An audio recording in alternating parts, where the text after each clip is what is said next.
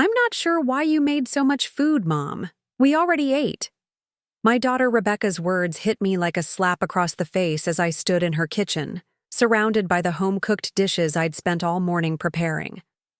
Her husband, Jason, wouldn't even look at me, suddenly fascinated by something on his phone. Their children, my grandchildren, had already been whisked upstairs. The dining table was spotless, not a single place setting in sight, despite my text earlier confirming, "Dinner at 6. Before we jump back in, tell us where you're tuning in from, and if this story touches you, make sure you're subscribed, because tomorrow I've saved something extra special for you." I'm Eleanor Pierce, 67 years old, and until that moment in Rebecca's kitchen, I'd spent 40 years convincing myself that family always comes first. I'd worked as an accountant at the county tax assessor's office, not the most glamorous career, but it provided stability. My husband Frank passed away 12 years ago, leaving me to navigate life's remaining chapters alone. I lived modestly, in the same 3-bedroom ranch house where we'd raised our children, drove a sensible sedan, and kept my expenses minimal.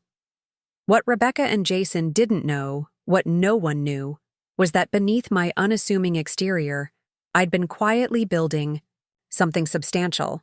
Years of careful investing, property acquisitions, and financial discipline had turned Frank's modest life insurance payout and my steady income into something that would make their eyes widen if they knew.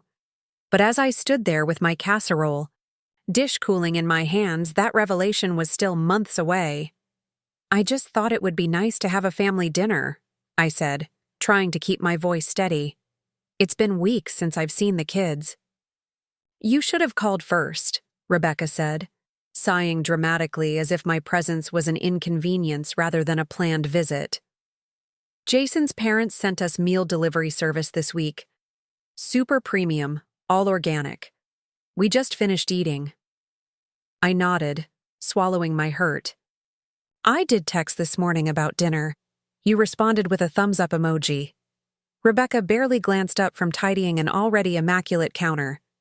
"Mom, a thumbs-up doesn't mean yes, come over with enough food to feed an army.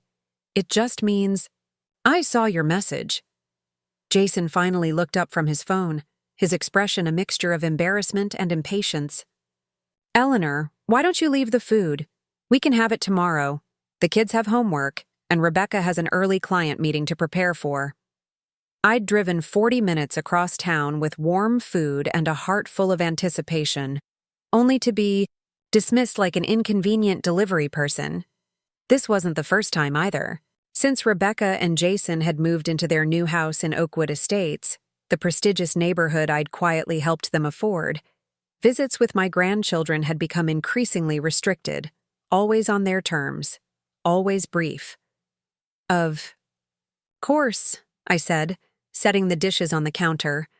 "I understand you're busy."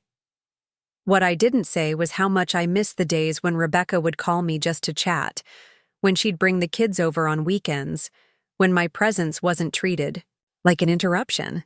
Something had shifted when they moved into this house 2 years ago. The larger mortgage, the country club membership, the private schools. Suddenly they were playing a social climbing game, and I, with my sensible shoes and unfashionable haircut, no longer fit the image they wanted to project. "Before I go," I ventured, "could I at least say goodnight to Emma and Liam?" Rebecca exchanged a glance with Jason. "They're already getting ready for bed, school night." It was 6:15 p.m. I nodded again, gathering my purse. "Well, I'll be going." "Then, enjoy the food." As I walked to my car, I felt a heaviness in my chest that had become all too familiar. When had I become an outsider in my daughter's life? When had the children I helped raise become so focused on appearances that they couldn't spare an hour for dinner with their mother? The following weekend, my phone rang. It was Rebecca, her voice honey-sweet in a way that immediately put me on alert. "Mom, I hope you weren't upset about the other night. You know how crazy things get with the kids' schedules."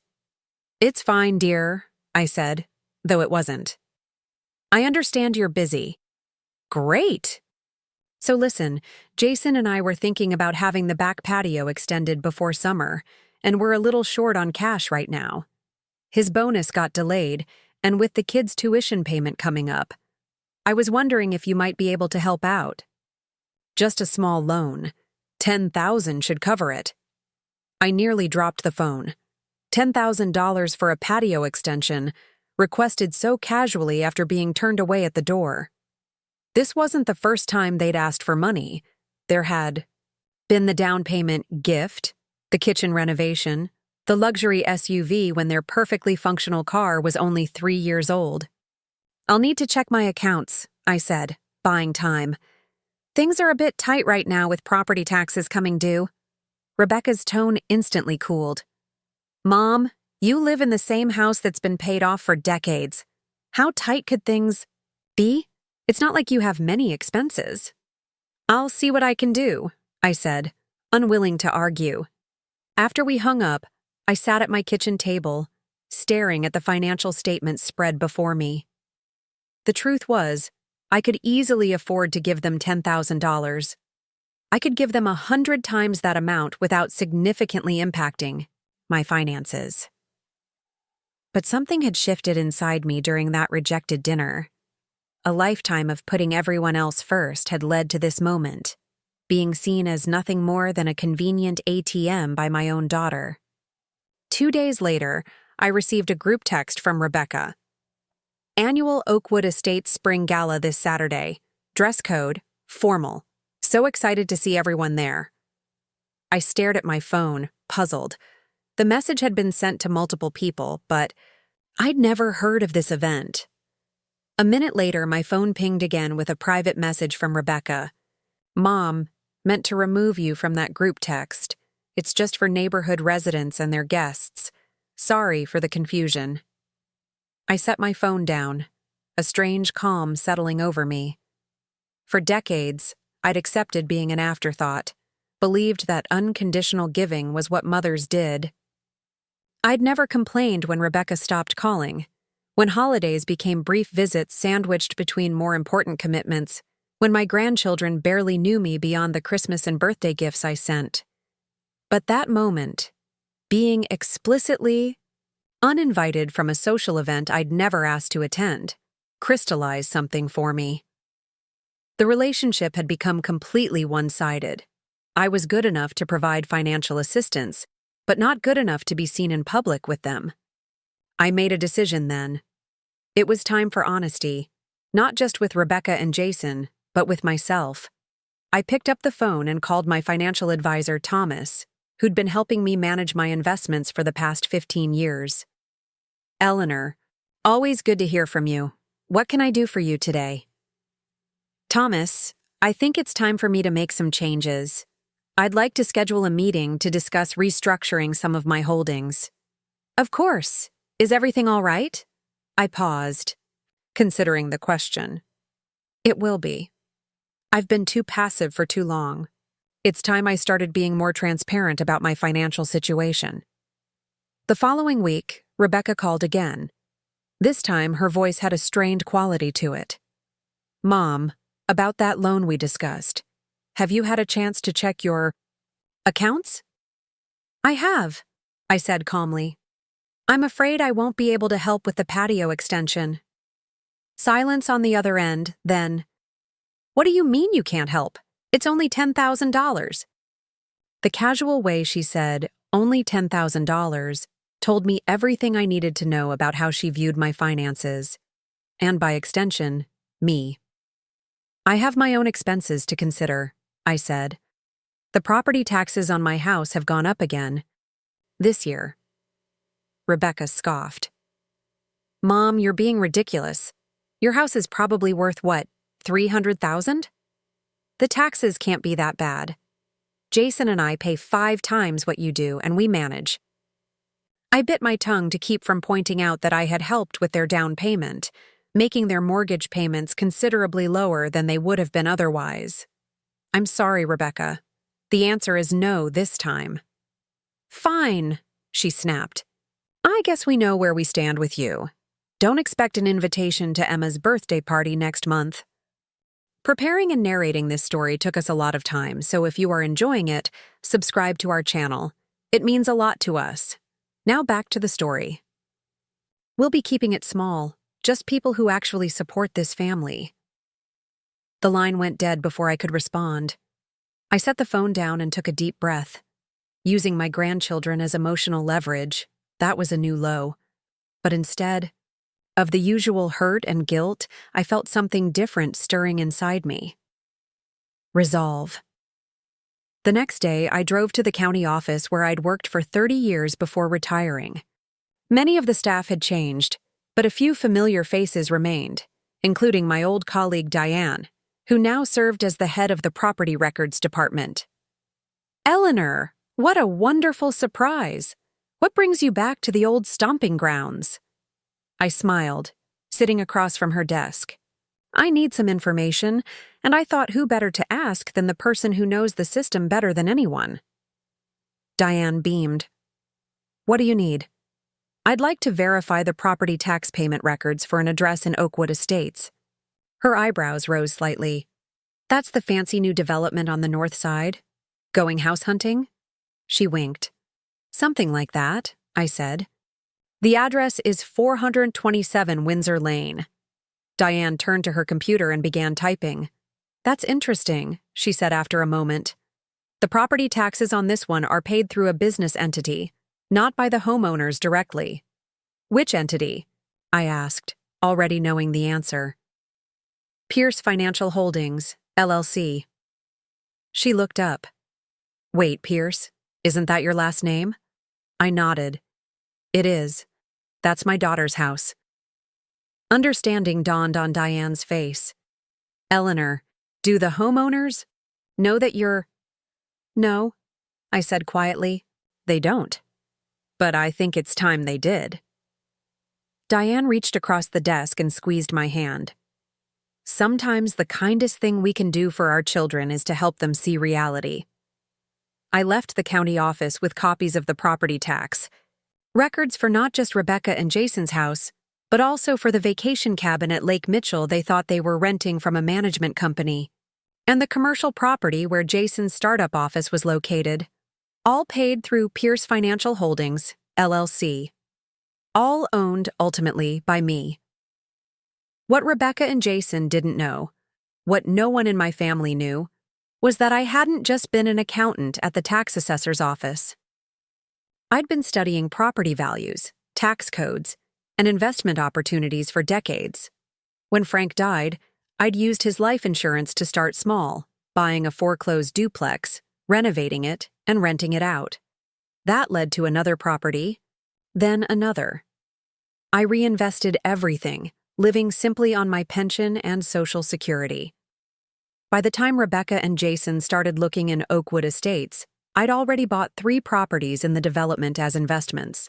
When they fell in love with the house on Windsor Lane but couldn't quite afford it, I'd quietly purchased it through my LLC and worked with a property management company to create a rent-to-own arrangement with terms they could manage. Though they believed they were dealing directly with the previous owners. They never thought to question why their offer had been accepted when higher bids were on the table.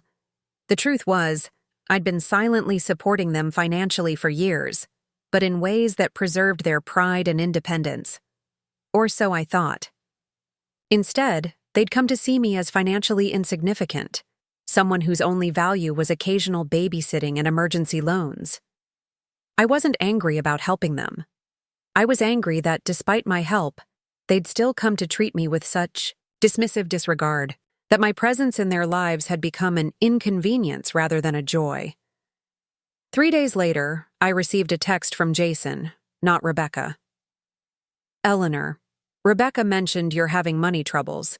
I know a guy who helps seniors with reverse mortgages. Could send you his info if helpful. No pressure." I stared at the message, a mixture of emotions washing over me. They thought I was in financial distress because I'd refused to fund their patio extension. They weren't concerned. They were condescending. I texted back, "Thank you for your concern. No need for mortgage advice. I'd love to have you, Rebecca, and the children over for dinner this Sunday at 5. I have something important to discuss. His reply came quickly. This Sunday is tough. Rebecca has yoga, kids have activities. Could do coffee sometime next week, maybe? I took a deep breath and typed, Sunday dinner is non-negotiable. It concerns your housing situation and is time-sensitive. I'll expect you at 5. There was a long pause before his response appeared. We'll be there. That Sunday, I prepared a simple meal. Nothing elaborate like the rejected dinner from weeks before. I set the dining room table with the good china, and placed 3 envelopes beside my plate. They arrived 20 minutes late. Rebecca swept in first, air kissing my cheek while simultaneously checking her watch. The children followed, eyes glued to their tablets. Jason came last, carrying a bottle of inexpensive wine that still had the discount store price tag on it. Mom, we can only stay for an hour, Rebecca announced, not bothering with a greeting. Emma has a video project due tomorrow, and we promised she could use our editing software tonight. This won't take long, I said, gesturing to the table. Please, everyone sit down. Dinner was a tense affair. Rebecca picked at her food while checking her phone under the table. Jason made awkward small talk about the weather. The children, when prompted to put their tablets away, barely spoke 3 words. After the plates were cleared, I remained seated and looked at my daughter and son-in-law. I asked you here because there's something important you need to know, I began. For the past several years, I've been living a kind of double life. That got their attention. Rebecca's head snapped up from her phone, and Jason's expression shifted from bored to concerned. What are you talking about, Mom? Are you sick? The fact that illness was her first assumption stung, but I pressed on. No, I'm perfectly healthy. What I mean is that I haven't been entirely forthcoming about my financial situation. Jason leaned forward, suddenly interested. Financial situation? I nodded, picking up the first envelope. This contains the property records for 427 Windsor Lane, your home. If you look closely, you'll see that the property was purchased by Pierce Financial Holdings, LLC. The taxes, insurance, and certain maintenance costs are all paid through this entity. Rebecca frowned, taking the envelope. I don't understand. Our mortgage is through Oakwood Community Bank. Yes, I agreed. You pay your mortgage to the bank, but the bank doesn't own the house. Pierce Financial Holdings does. What's Pierce Financial Holdings? Jason asked, his voice wary. I slid the second envelope toward them. It's a limited liability company established 12 years ago. I'm the sole owner. Silence descended on the room as they opened the second envelope, which contained the LLC's incorporation documents and a summary of assets.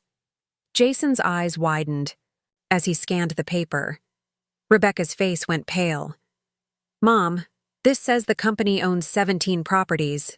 That's millions in real estate. 23 properties now, I corrected gently. The list is a bit outdated, including the lake cabin you've been renting for summer vacations and the building where your office is located, Jason. Jason's mouth opened and closed wordlessly. Rebecca's expression hardened. You've been lying to us, she accused. All these years pretending to be just getting by, and you're what? Secretly rich? Why would you hide this? The irony of her outrage wasn't lost on me. I wasn't hiding anything. I simply chose to live modestly and invest wisely. The reason I'm telling you now is that I've realized our relationship has become unbalanced. Unbalanced? Rebecca repeated. Yes. You've come to see me as financially insignificant, someone who can be dismissed, ignored, uninvited from family gatherings, turned away at the door when I bring dinner. Meanwhile, you don't hesitate to ask for loans or financial assistance when it suits you. That's not fair, Rebecca protested, but her voice lacked conviction. I pushed the third envelope across the table. This contains the terms of your housing arrangement. You've been in a rent-to-own agreement, but the actual owner is my company, not the previous residence as you were led to believe. You've built some equity, but not as much as you think. Jason scanned the documents, his expression shifting from confusion to calculation. I could almost see the gears turning in his head, reassessing me from burden to asset. "So what are you saying?" he asked carefully. "Are you evicting us?" I shook my head. "No, I'm saying that things need to change. I want a real relationship with my daughter and my grandchildren, not one based on convenience or financial advantage, but on genuine connection and mutual respect." Rebecca's eyes filled with tears, but whether from shame or manipulation, I couldn't tell. "Mom, we've always loved you. If we've been busy or distracted, it's just because life gets hectic. You know that. Too busy for dinner, but not too busy to ask for $10,000 for a patio extension," I noted quietly. "Too busy for me to see my grandchildren, but not too busy to attend galas and social functions." The room fell silent again. The children looked up, sensing the tension. "So what happens now?" Jason finally asked. I straightened my shoulders, feeling strangely light. "That depends on you. I'm not asking for gratitude for financial assistance you didn't know about, but I am asking for basic respect and inclusion in your lives. Not as a checkbook or an occasional babysitter, but as a mother and grandmother who loves you and wants to be part of your family." Rebecca wiped her eyes. "I don't even know what to say. This is all so unexpected." "You don't need to say anything now," I told her. "Take some time to process. The property arrangements won't change. You're not in any danger of losing your home. But I wanted you to understand that the dismissive way you've been treating me doesn't align with the reality of our situation." As they prepared to leave, subdued and thoughtful, Rebecca paused at the door. "Mom, I'm sorry. About dinner that night. About a lot of things." I nodded, accepting but not quite forgiving yet. "Sunday dinners," I said. "Every week. Here or at your house, I don't mind which. Real family time. That's where we start." "We'll be here," she promised. And for the first time in years, I thought I detected genuine sincerity in her voice. After they left, I sat in my quiet living room, reflecting on the evening. I hadn't revealed my financial situation out of spite or to demand gratitude. I'd done it because relationships built on false perceptions and imbalanced power dynamics inevitably become toxic. Rebecca and Jason had come to see me as irrelevant because I'd allowed myself to become invisible, silently supporting them from the shadows while accepting scraps of their time and attention in return. The following Sunday, they arrived 15 minutes early. The children brought handmade cards. Rebecca had prepared a salad to accompany my meal. Jason carried a proper bottle of wine and looked me in the eye when he spoke. It wasn't perfect. Real change takes time. But as we sat around the table, engaging in actual conversation, I felt something shift. For the first time in years, I wasn't just the convenient mother or the emergency bank account. I was Eleanor Pierce, mother, grandmother, property owner, investor, worthy of a place at the table. Sometimes standing up for yourself means letting others see your true worth, not to impress them or to leverage power, but to establish authentic connections based on reality rather than convenience. In revealing my financial strength, I hadn't just reclaimed my place in my family, I'd reclaimed myself. And as Emma looked up from her plate and spontaneously asked if I'd help with her school history project, because Grandma knows about old things, I realized that while money might have opened the door to this reconciliation, it would be love, time, and mutual respect that would ultimately rebuild our family. The property taxes were just the beginning of the story. The weekly Sunday dinners continued for nearly 2 months, each one slightly less awkward than the last. Rebecca and Jason arrived punctually, the children were better behaved, and conversation flowed more naturally as the initial shock of my revelation faded. But I wasn't naive enough to believe that decades of family dynamics could be restructured over a few shared meals. The politeness felt fragile, like thin ice over deep water. One evening, as Jason helped me clear the dinner plates, he cleared, his throat nervously. "Eleanor, I've been meaning to ask you something." I placed the dishes in the sink and turned to face him. "What is it, Jason?" He leaned against the counter, trying to appear casual but failing miserably. "I've been thinking about expanding my business. There's this opportunity to acquire a smaller competitor, but we'd need significant capital." He hesitated. "Given what we now know about your financial situation, I wondered if you might be interested in becoming an investor. It could be a family business." And there it was, the first attempt to leverage the new knowledge of my wealth. I'd been expecting it, though I'd hoped it wouldn't come quite so soon. "What does Rebecca think about this idea?" I asked, keeping my tone neutral. "She thinks it's perfect," he said eagerly.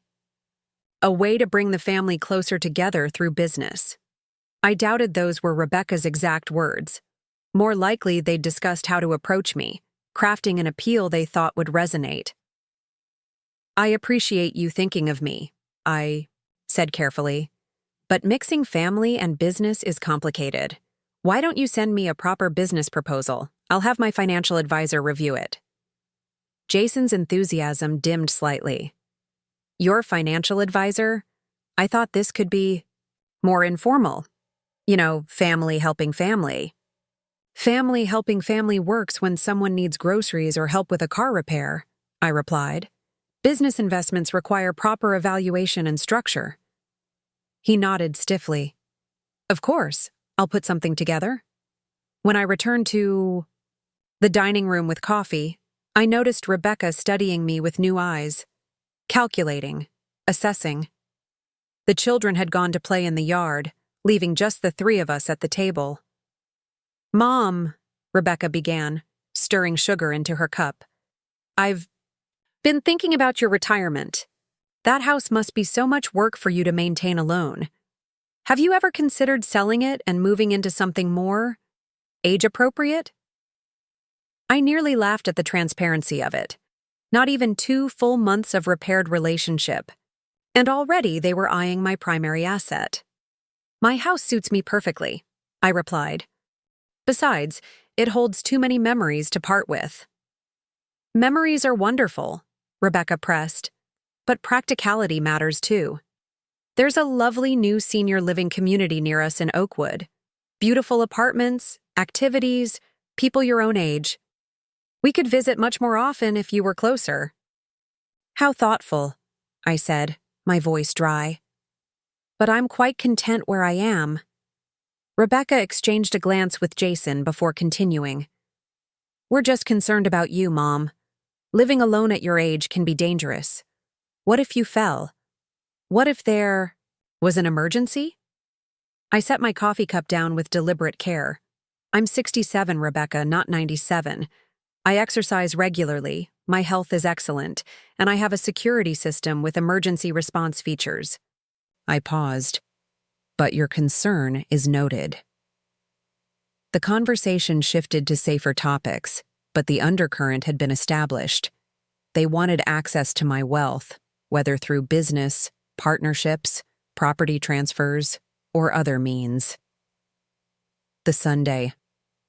Dinners, the renewed interest in my life, the children's suddenly improved behavior, all of it felt calculated rather than genuine.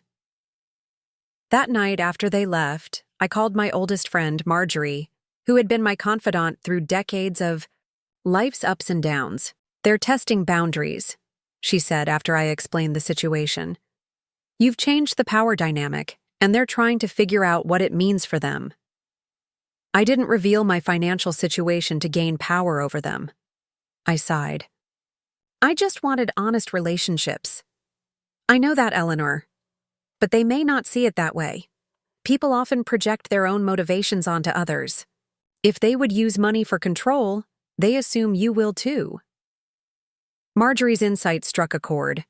Perhaps Rebecca and Jason couldn't conceive of a financial revelation without ulterior motives, because that's not how they operated themselves. "So what do I do?" I asked. I don't want to cut them off again, but I can't keep pretending I don't see what's happening. "Give it time," she advised. "Keep your boundaries firm, but your heart open. Some people need longer to grow." The following week, Jason emailed me a business proposal for his company's expansion.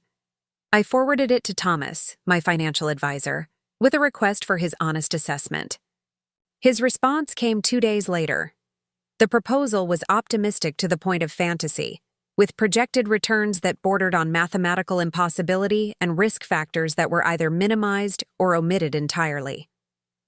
When Sunday dinner came around, I approached the subject directly. "Jason, I've reviewed your business proposal," I said as we finished the main course. "I won't be investing." His fork clattered against the plate. "What? Why not?" "The projections aren't realistic, the market analysis is incomplete, and the risk assessment is inadequate," I explained calmly. "It's not a sound investment opportunity." Jason's face flushed. "With all due respect, Eleanor, I've been in this industry for 15 years. I think I understand the market dynamics better than your advisor." "Perhaps," I acknowledged, "but numbers don't lie, and these numbers don't add up." Rebecca jumped to her husband's defense. "Mom, Jason has built his business from nothing. He knows what he's doing. If you just give him a chance—" "This isn't about giving chances," I interrupted gently. "It's about making responsible financial decisions. I didn't build my portfolio by making emotional investments." "So that's it?" Jason's voice had an edge now. "You dangle your wealth in front of us and then pull back when we actually need support?" I met his gaze steadily. "I didn't dangle anything, Jason. I revealed my financial situation because I was tired of being treated as insignificant while simultaneously being expected to provide handouts. That hasn't changed." "No one's asking for handouts," Rebecca protested. "This is a legitimate business opportunity." "An opportunity I've evaluated and declined," I said firmly. "That's my right." The remainder of the evening was tense. The children, sensing the adult conflict, became unusually quiet. When they left, the goodbyes were stiff and perfunctory. I wondered if they would return the following Sunday, or if this refusal would end our tentative reconciliation. To my surprise, they did return, though Rebecca was noticeably cooler toward me. After dinner, while the children watched television in the living room, she followed me into the kitchen under the pretense of helping with dessert. "Jason's been turned down for a business loan," she said without preamble. "Your rejection made the bank nervous." I raised an eyebrow. "I doubt my private decision influenced a bank's lending practices." "You don't understand how these things work," she insisted. "In business communities, word gets around. People talk." "Did you tell people I declined to invest?" She looked away. "Jason might have mentioned it to a few colleagues. He was upset." I shook my head. "That was unwise, but my decision stands." Rebecca's expression hardened. "Fine, but there's something else we need to discuss. Emma's private school tuition is due next month, and with the business loan falling through, we're in a tight spot." The emotional whiplash was almost dizzying. One moment I was being blamed for Jason's business troubles, the next I was expected to cover their children's education costs. "Rebecca," I said carefully, "your financial planning isn't my responsibility. Emma's education is important, but you and Jason need to figure out how to manage your household budget." "Are you seriously suggesting we pull Emma out of Westfield Academy? It's the best school in the district. All her friends are there." Rebecca's voice rose sharply. "I'm suggesting you live within your means," I replied. "You have a beautiful home with reasonable payments thanks to the arrangement I facilitated. Your careers provide substantial income. If private school tuition is stretching you too thin, perhaps other expenses need reconsideration." "Rebecca, stared at me as if I'd suggested selling the children. Like what? The country club membership you barely use, the luxury car leases, the designer wardrobes, the weekly cleaning service. Those aren't luxuries, Mom. They're necessities for the life we've built. I couldn't help but laugh. Necessities? Rebecca, when you were growing up, we had one family car that your father kept running with duct tape and determination. You shared a bedroom with your brother until you were 12. We never once had a cleaning service, and you turned out just fine. That was different, she insisted. Times have changed. Human needs haven't, I countered. The distinction between wants and necessities is one every adult should understand. She crossed her arms, eyes narrowing. So that's your answer? No help with Emma's tuition? That's my answer, I confirmed. You and Jason need to make your own financial decisions without expecting me to fill the gaps. The dessert was served in strained silence. The following Sunday, they didn't show up for dinner. No call, no text, just an empty table set for 5. I ate alone, wondering if history was repeating itself, if standing firm on my boundaries meant losing my family all over again. 3 weeks passed without contact. I considered reaching out, but decided against it. This cycle of emotional manipulation needed to end, and that wouldn't happen if I chased after them each time they pulled away. Then, on a Tuesday afternoon, my doorbell rang. I opened it to find Emma, my 12-year-old granddaughter, standing on the porch, her school backpack slung over one shoulder. Emma, what are you doing here? Does your mother know where you are? She shook her head, her expression a mixture of defiance and uncertainty. I took the bus. Mom thinks I'm at debate club. I ushered her inside, concerned. You shouldn't be traveling across town alone without permission. Your parents will be worried. They're too busy fighting to notice, she said, dropping onto the sofa. They fight all the time now. I sat beside her, keeping a respectful distance. Emma and I had never been particularly close. Rebecca had made sure of that. But I sensed she needed someone to listen. What are they fighting about? I asked, though I suspected I knew the answer. Money, Dad's business, my school, everything. She picked at a loose thread on her sleeve. I overheard them talking about you. Dad said you were sitting on a fortune while watching them struggle. Mom said they needed to find a way to access your money before. She trailed off, looking uncomfortable. Before what, Emma? She met my eyes reluctantly. Before you change your will or give everything away to charity or something. The naked calculation of it, discussing my death and inheritance while I was very much alive, sent a chill through me. But I kept my expression neutral for Emma's sake. That must have been difficult to hear. She nodded. They don't know I heard. I was supposed to be doing homework, but I forgot my history book downstairs. She hesitated. Grandma, are you really rich? The directness of children never ceased to amaze me. I'm financially comfortable, I said carefully. I worked hard and invested wisely for many years. Then why won't you help with my school tuition? Don't you want me to get a good education? The question wasn't accusatory, just curious, perhaps confused by the adult conflict swirling around her. Of course I want that, Emma. But your parents have chosen a certain lifestyle that they need to manage responsibly. Sometimes that means making tough choices about priorities. She considered this. Dad wants to pull me out of Westfield. He says I can go to public school like normal kids. But Mom says it would be social suicide. I winced at the dramatic terminology. Public schools provide excellent education too, Emma. I went to public school.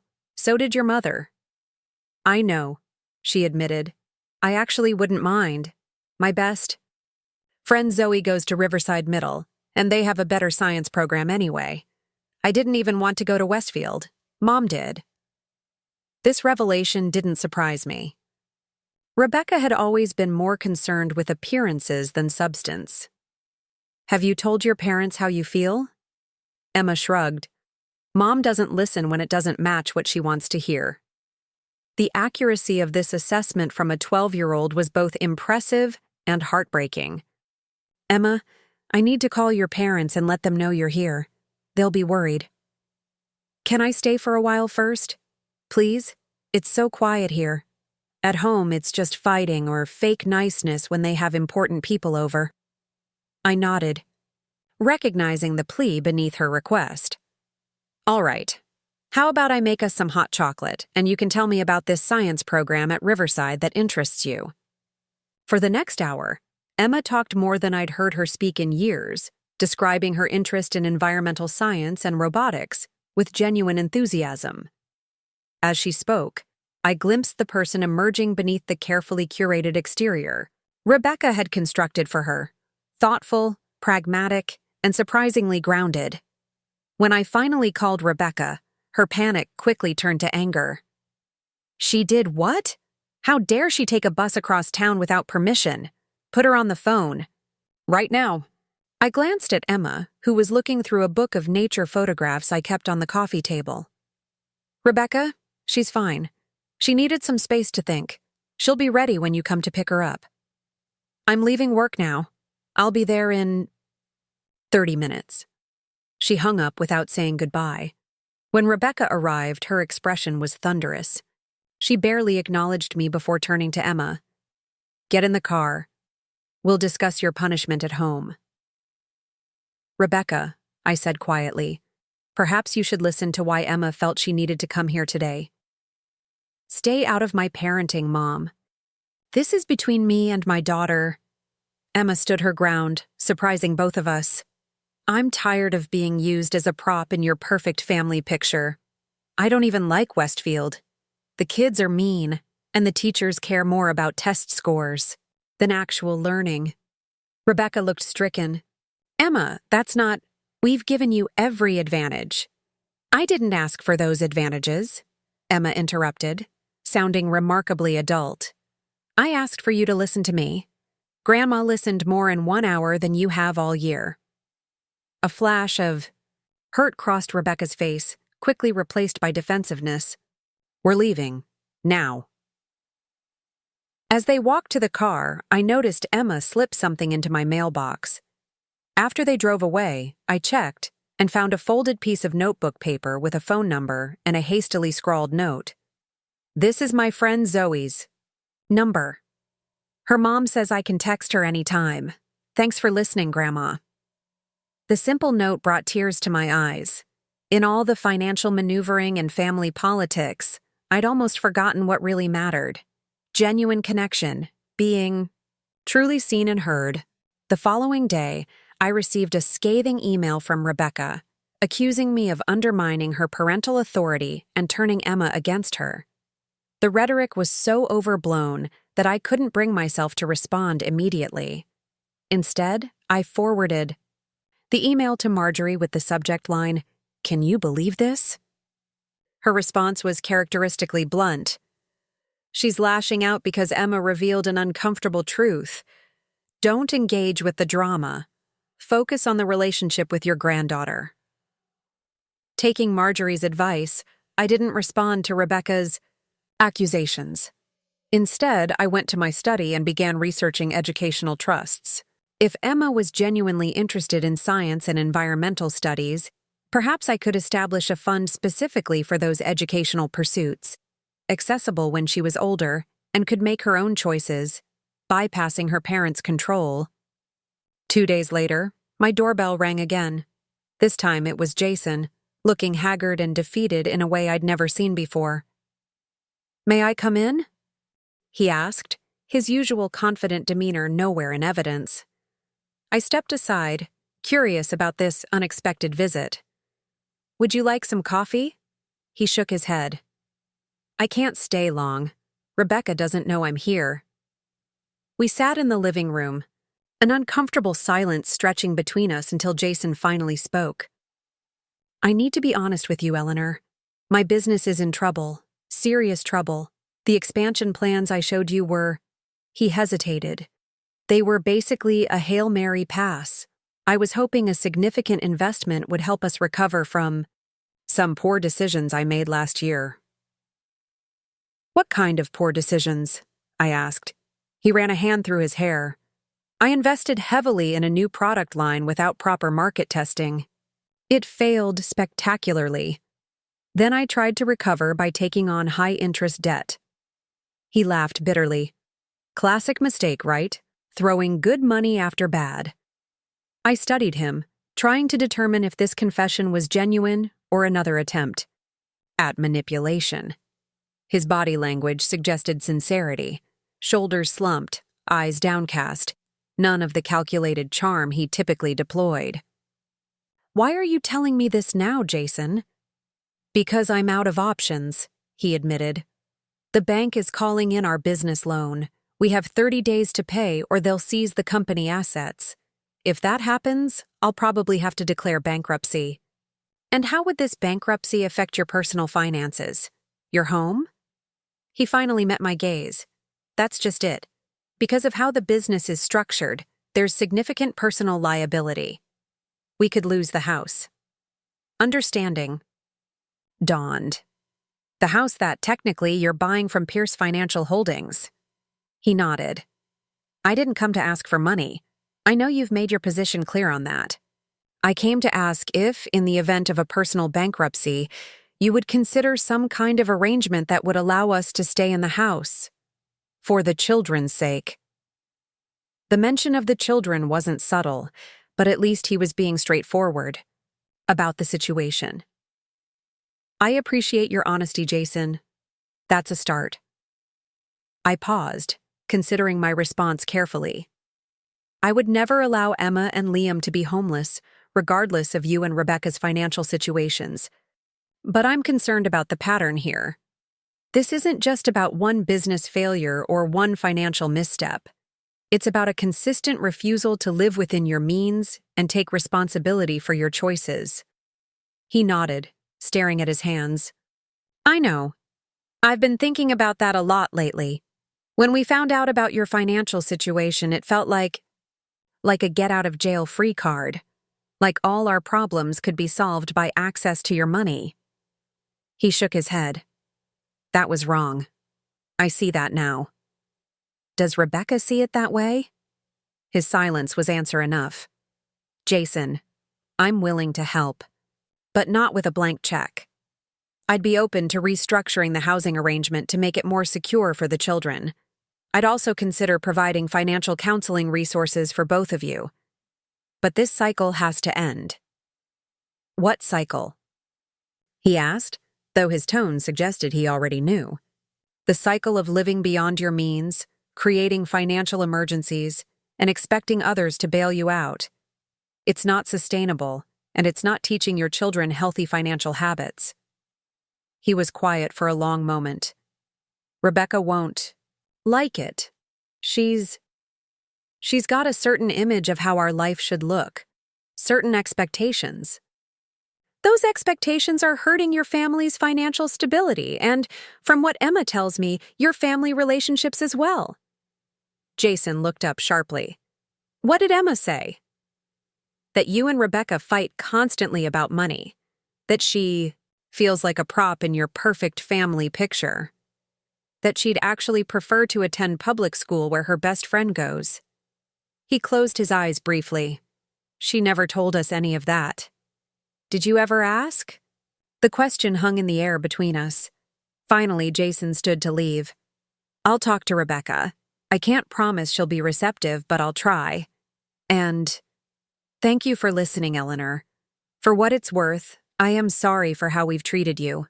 After he left, I called Thomas and asked him to prepare some options for restructuring the property arrangement with Jason and Rebecca. Options that would protect the children's housing stability while encouraging financial responsibility from their parents. That evening, I sent a text message to the number Emma had left me. Hello, Zoe's mother. This is Eleanor Pierce, Emma's grandmother. Emma gave me this number. I was wondering if Emma might be allowed to visit me occasionally. After school, I've recently learned about her interest in environmental science, and I have some books and resources that might interest her. The response came quickly. Ms. Pierce, this is Diana Williams, Zoe's mom. Emma talks about you all the time. She would be welcome to come to our house after school any day, and I'd be happy to drive her to your place. I've been concerned about her lately. She seems stressed by the situation at home. Having another supportive adult in her life would be wonderful. I was surprised by this message. Emma talked about me all the time, despite our limited contact? And this other mother had noticed Emma's stress at home when Rebecca seemed oblivious to it. The contrast was stark and saddening. We arranged for Emma to visit the following Thursday after school. When she arrived, her face lit up at the sight of the books I'd gathered: field guides to local flora and fauna, an illustrated encyclopedia of environmental science, and a beginner's guide to community conservation projects. "These are amazing," she breathed, running her fingers along the covers. "Can I really borrow them?" "You can have them," I told her. "Consider it the start of your personal research library." She looked up, eyes wide. "Really? Mom never buys me books like these. She says science books aren't decorative enough for my bedroom shelves." The comment was so absurd I almost laughed, but Emma's earnest expression stopped me. "Books aren't decoration, Emma. They're doorways to new worlds and ideas." She smiled tentatively. "That's what I think, too." She hesitated. "Did my dad come see you? He's been acting weird since yesterday." "He did," I acknowledged, seeing no reason to lie. "He wanted to discuss some family matters." "Is it about the money stuff? Are we going to lose our house?" The directness of her question caught me off guard. "You've been worried about that, haven't you?" She nodded. "I heard Dad on the phone with someone from the bank. He sounded scared." I sat beside her on the sofa. "Emma, I want you to know something important. Whatever happens with your parents' finances, you will always have a safe place to live. I promise you that." The relief on her face was immediate and profound. "What about Liam? He's only 8. He wouldn't understand if we had to move." The fact that she was more concerned about her younger brother than herself spoke volumes about her character. "Liam, too, of course. Family takes care." "Of family? Is that why you bought our house? To take care of us?" I blinked, surprised. "How did you know about that?" She ducked her head. "I might have looked at some of the papers you showed Mom and Dad that night. I'm good at reading upside down." Despite myself, I smiled. This child was certainly observant. "Yes, that's exactly. Why?" "I wanted to make sure you and your brother would always have a stable home, even if I wasn't around to see it. But Mom and Dad messed it up, didn't they?" The insight was startling coming from a 12-year-old. "They made some financial choices that have put them in a difficult position," I said carefully. "But it's not your responsibility to worry about adult problems." She fixed me with a surprisingly mature gaze. "That's what adults always say, but kids know when something's wrong. Not telling us just makes it scarier." I considered her words thoughtfully. "You're right, and you're clearly mature enough to understand more than you've been given credit for. How about this? I promise to be honest with you about things that directly affect you, like your housing situation. But the details of your parents' finances should remain their private business. Does that seem fair?" She nodded, seemingly satisfied with this compromise. "Can I come back next week? There's a science fair project I need to start planning, and Mom keeps saying she's too busy to help." "I would love that," I told her sincerely. "And I might know a thing or two about science projects. I did help your mother with hers, after all." Emma's visits became a weekly occurrence, quietly arranged through Diana Williams. I never mentioned them to Rebecca or Jason, waiting to see if Emma would tell them herself or if they would notice her new routine. It took nearly a month before Rebecca called, her voice tight with controlled anger. "Why am I hearing from Emma's friend's mother that my daughter has been visiting you every Thursday for weeks? Why wasn't I informed?" I sighed. "Hello to you too, Rebecca. Emma gave me Diana's number and asked if she could visit. I assumed she had your permission. You know very well she didn't. You should have called me immediately. Why? I asked. Simply. Would you have allowed her to come? The silence on the other end of the line confirmed my suspicion. She's my daughter, Rebecca finally said. You had no right to arrange these visits behind my back. I didn't arrange anything. Emma did. She's 12 years old and clearly desperate for an adult in her life who listens to her interests and takes them seriously. I'm not apologizing for being that person. Rebecca's voice grew cold. These visits stop immediately. I don't want Emma getting attached to you just so you can use her to manipulate us. The accusation stung, but I kept my voice level. Is that what you think I'm doing? Using your daughter as leverage? What else would you call it? First you reveal you've secretly owned our house all along, then you refuse to help with Jason's business or Emma's tuition, and now you're having secret meetings with my child. It's transparent, Mom. I closed my eyes, pained by her inability, or refusal, to see beyond her own perspective. Rebecca, this isn't a game or a power play. Emma came to me because she needed someone to talk to about her interests. She's passionate about environmental science. Did you know that? Of course I know my own daughter's interests, she snapped. Then why does she feel the need to seek encouragement elsewhere? Why is she hiding her visits to me, believing you wouldn't approve? Don't you dare question my parenting, Rebecca hissed. Not when you're the one going behind my back. I took a deep breath. I think we both need to step back and consider what's best for Emma. If you're concerned about her visiting me, why don't you join her next time? See for yourself what we do during these visits. I don't have time for... She stopped herself. Fine. Next Thursday. What time? 4 o'clock. We usually have hot chocolate and talk about books or her school projects. I'll be there, she said curtly, and hung up. After the call, I wondered if I'd made a mistake in challenging Rebecca so directly. The relationship between us was already fragile, and now I'd potentially positioned myself as a competitor for Emma's affection and trust. But watching Emma flourish when given space to explore her interests had convinced me that these visits were important for her development and well-being. Thursday arrived, and with it came Emma, bubbling with excitement about a new environmental monitoring project her science teacher had mentioned.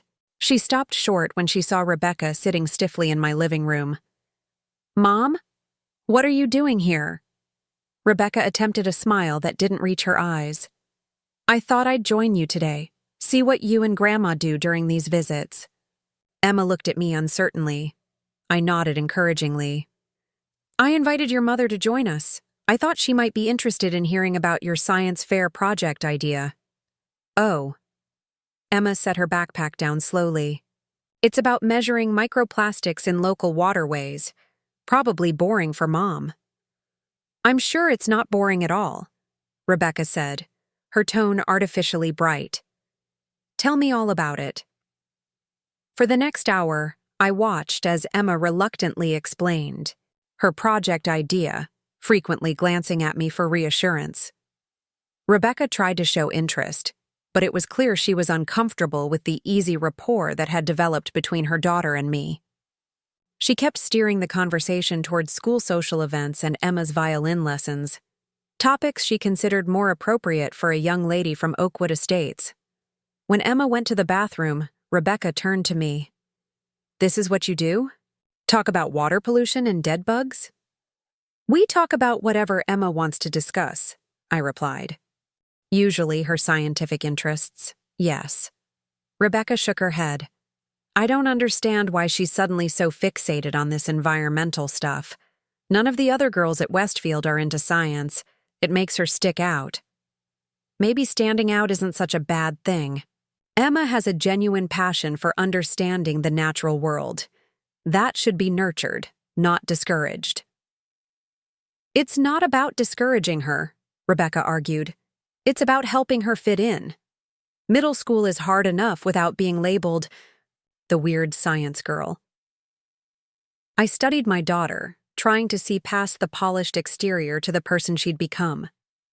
Rebecca, do you remember how you used to collect insects when you were Emma's age? You had notebooks full of drawings and observations.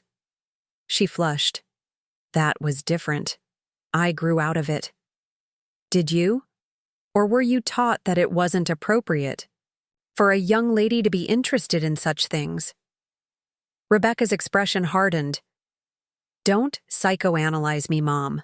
I know what's best for my daughter. Do you? I asked gently.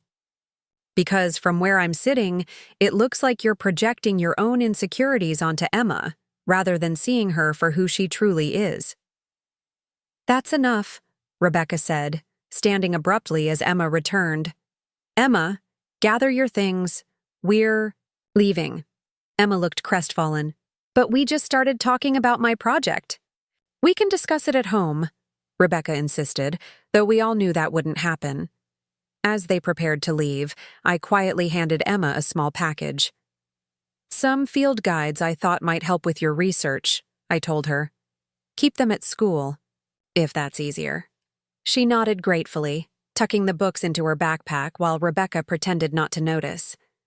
After they left, I sat alone in my living room, contemplating the widening gulf between the daughter I'd raised and the woman she'd become. In Rebecca, I saw someone so focused on maintaining appearances that she'd lost sight of what truly mattered.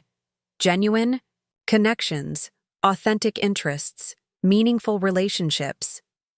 I wondered when that transformation had happened and what role I might have played in it without realizing. Had I somehow taught her that external validation was more important than internal fulfillment? Had my own focus on financial security and stability sent the unintended message that status and wealth were ultimate goals? These questions haunted me as I prepared for bed that night. I'd revealed my financial situation to establish more honest relationships with my family.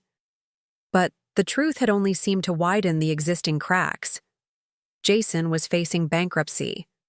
Rebecca was increasingly defensive and controlling. And only Emma seemed to be finding her authentic voice. And even that was being actively discouraged. I wondered, not for the first time, if money ever truly solved relationship problems, or if it simply revealed what was already broken. The revelation about Jason's business troubles came to a head faster than any of us anticipated. On a rainy Tuesday morning, I received a call from an unfamiliar number. The voice on the other end belonged to Diana Williams, Zoe's mother. Ms. Pierce? I'm sorry to bother you, but I thought you should know that Emma is at our house.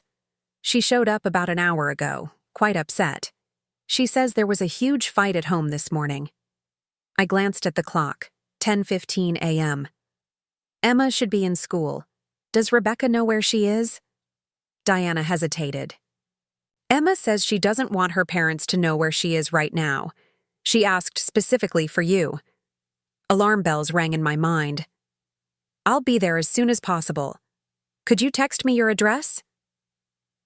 20 minutes later, I pulled into the driveway of a modest but well-maintained home in a middle-class neighborhood, the kind of sensible, comfortable dwelling that Rebecca and Jason had deemed beneath them.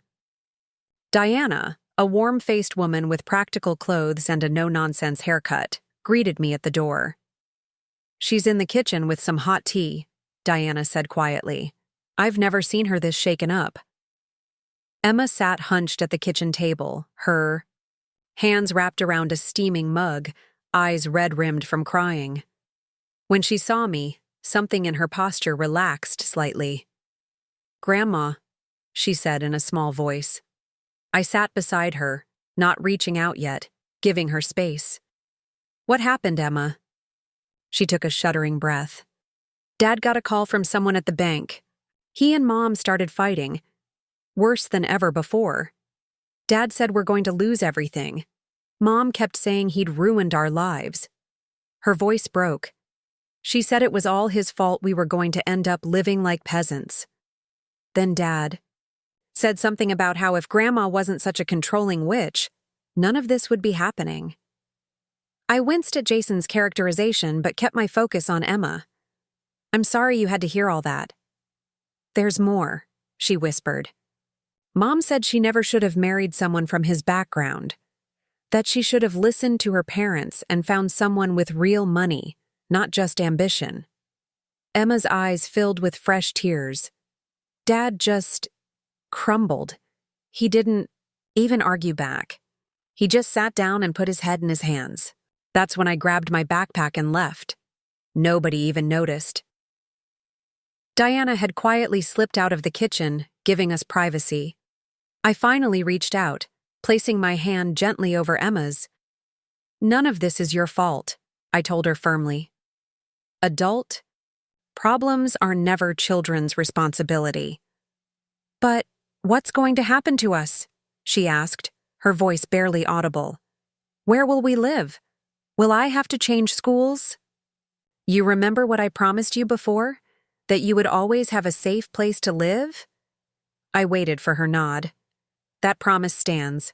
No matter what happens with your parents' finances, you and Liam will be okay. What about Mom and Dad? The question was so innocent, so devoid of the calculation that had characterized her parents' recent interactions with me. Despite everything, Emma still cared deeply about her family's well-being. They're adults who will need to make some difficult decisions, I said carefully. But they won't be homeless, Emma. I wouldn't allow that to happen. She studied my face, seemingly reassured by what she found there. Can I stay with you today? I don't want to go back home yet. I nodded. Of course. But we need to let your parents know where you are. They must be worried sick. Emma looked doubtful. I'm not sure they've even noticed I'm gone. Either way, we need to call them. She reluctantly agreed. I stepped into the living room to make the call, thanking Diana for her help and assuring her that Emma would be with me for the rest of the day. Then I dialed Rebecca's number. It went straight to voicemail. I tried Jason next with the same result. Finally, I sent a text message to both of them. Emma is safe with me. She was upset by this morning's argument and came to find me. She'll stay with me today. Please call when you can. No immediate response came. I returned to the kitchen where Emma was finishing her tea, looking calmer but still fragile. Ready? To go? I asked gently. She nodded, gathering her backpack. Thanks for coming to get me. We spent the day at my house, keeping things quiet and low-key. I helped Emma with the homework she'd brought in her backpack. Then we worked on her science fair project proposal. She seemed to relax as the hours passed, the tension gradually easing from her shoulders.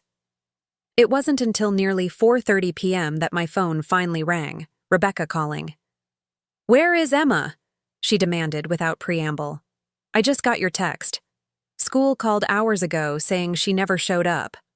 She's with me, I repeated calmly. She's safe and doing her homework.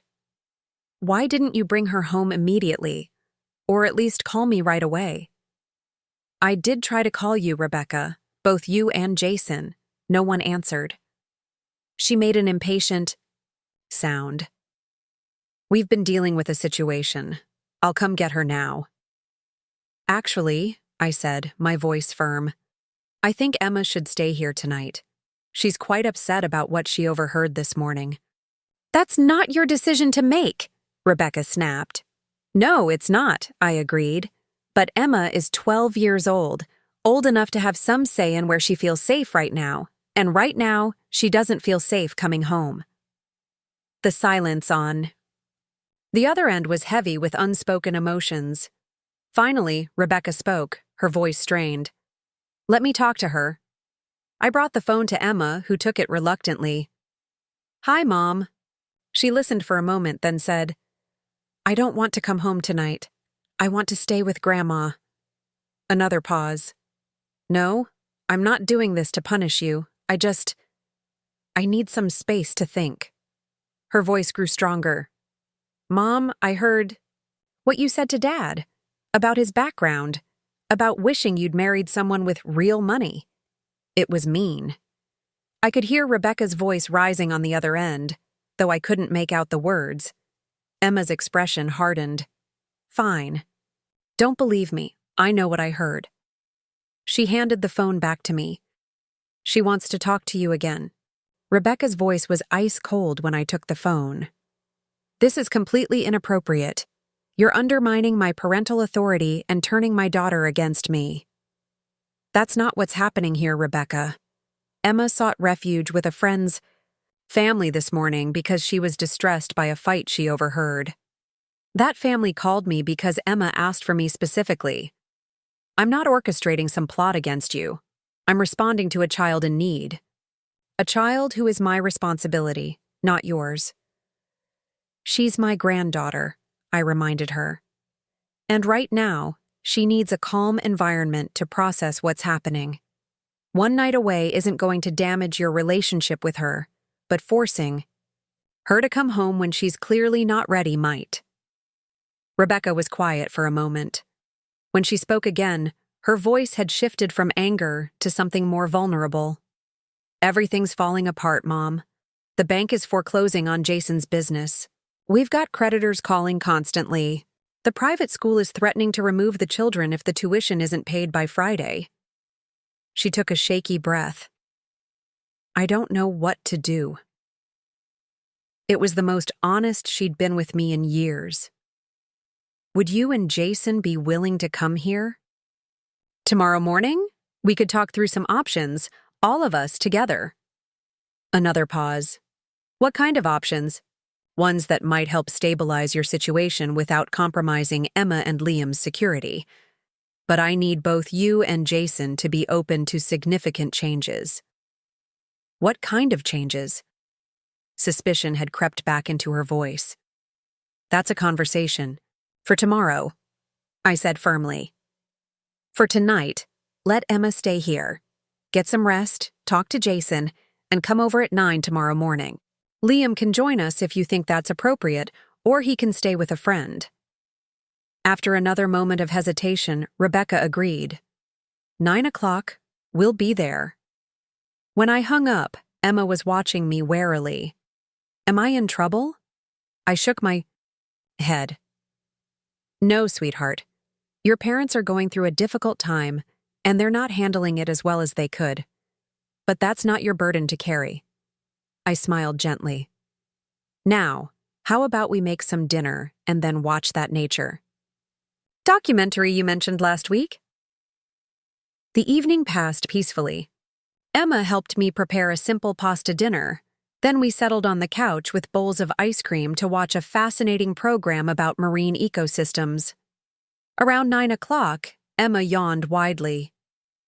There's a guest room upstairs with fresh sheets, I told her. And I think I still have some of your mother's old pajamas in a drawer if you'd like to use those. Emma nodded gratefully. Thanks, Grandma, for everything. After she'd gone upstairs, I sat in my quiet living room, mentally preparing for tomorrow's conversation. It wouldn't be easy. Rebecca and Jason had spent years constructing a lifestyle based on appearance rather than substance, accumulating debt to maintain a facade of affluence. Dismantling that facade would require not just financial restructuring, but a fundamental shift in their values and priorities. The next morning, promptly at 9, Rebecca and Jason arrived with Liam in tow.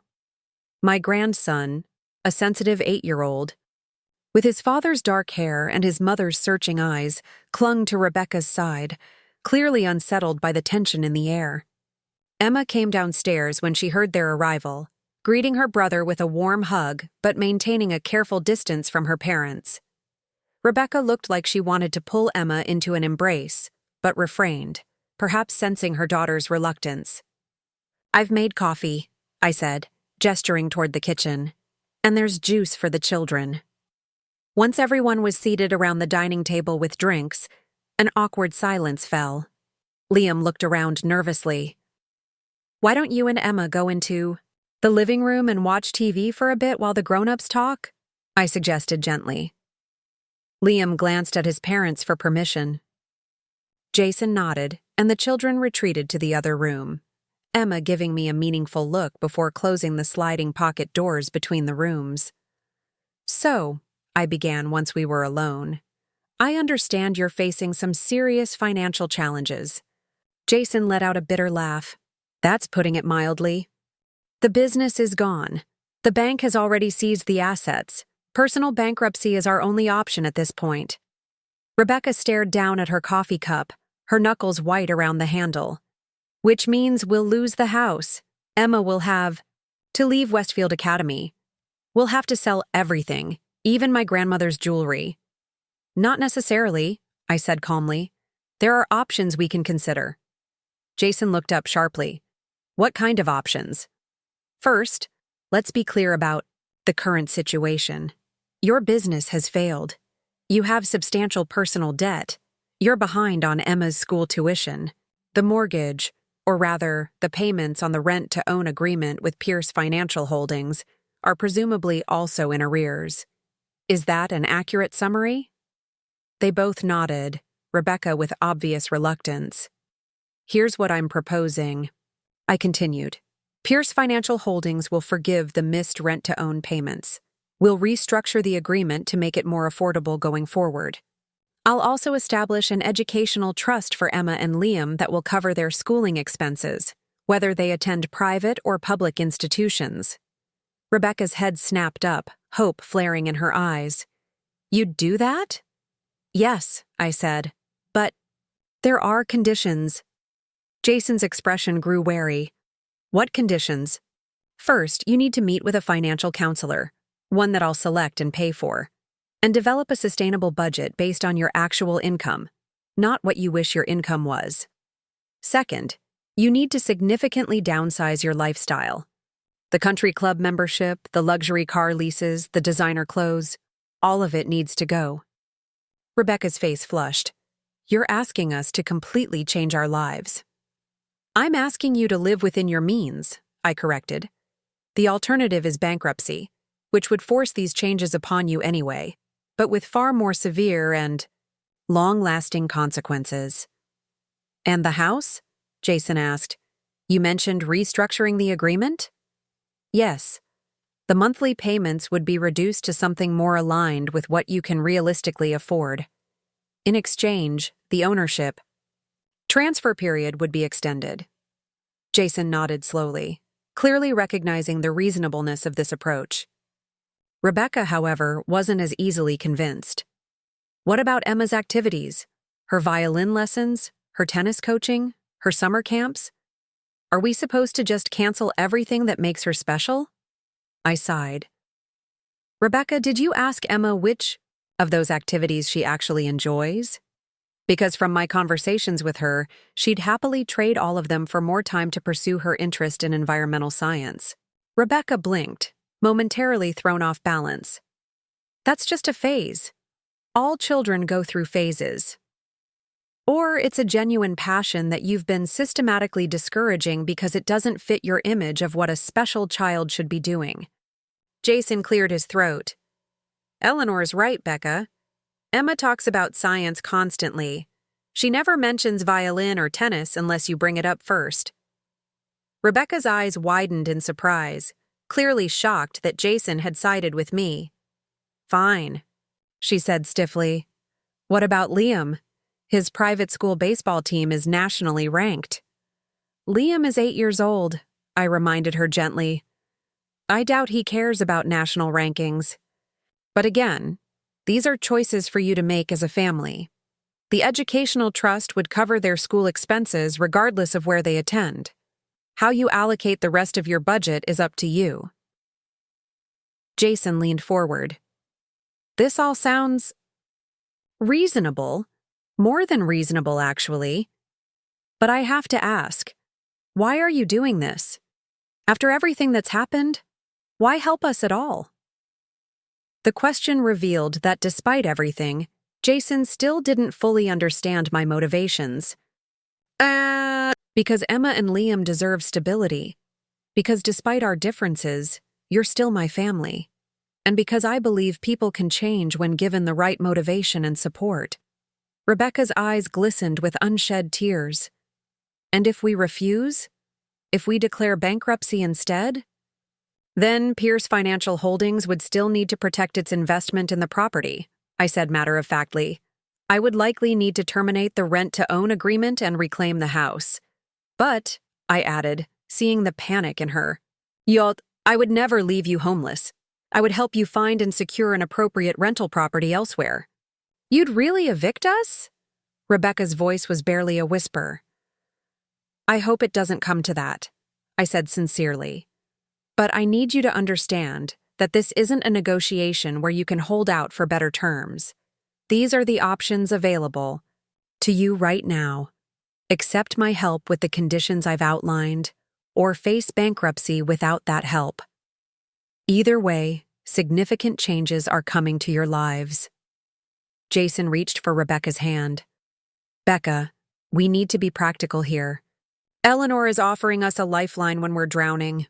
We'd be fools not to take it. Rebecca pulled her hand away. It feels like control, like she's using money to force us to live how she thinks we should live. I'm not forcing anything, I corrected. Bankruptcy court would impose far stricter limitations on your choices. I'm offering you a path that preserves your dignity and your children's stability. By making us beholden to you for everything, Rebecca countered. I studied. My daughter, trying to understand the source of her resistance. Is maintaining your current lifestyle worth more to you than your family's financial security? Than your children's well-being? She flinched as if I'd slapped her. Of course not.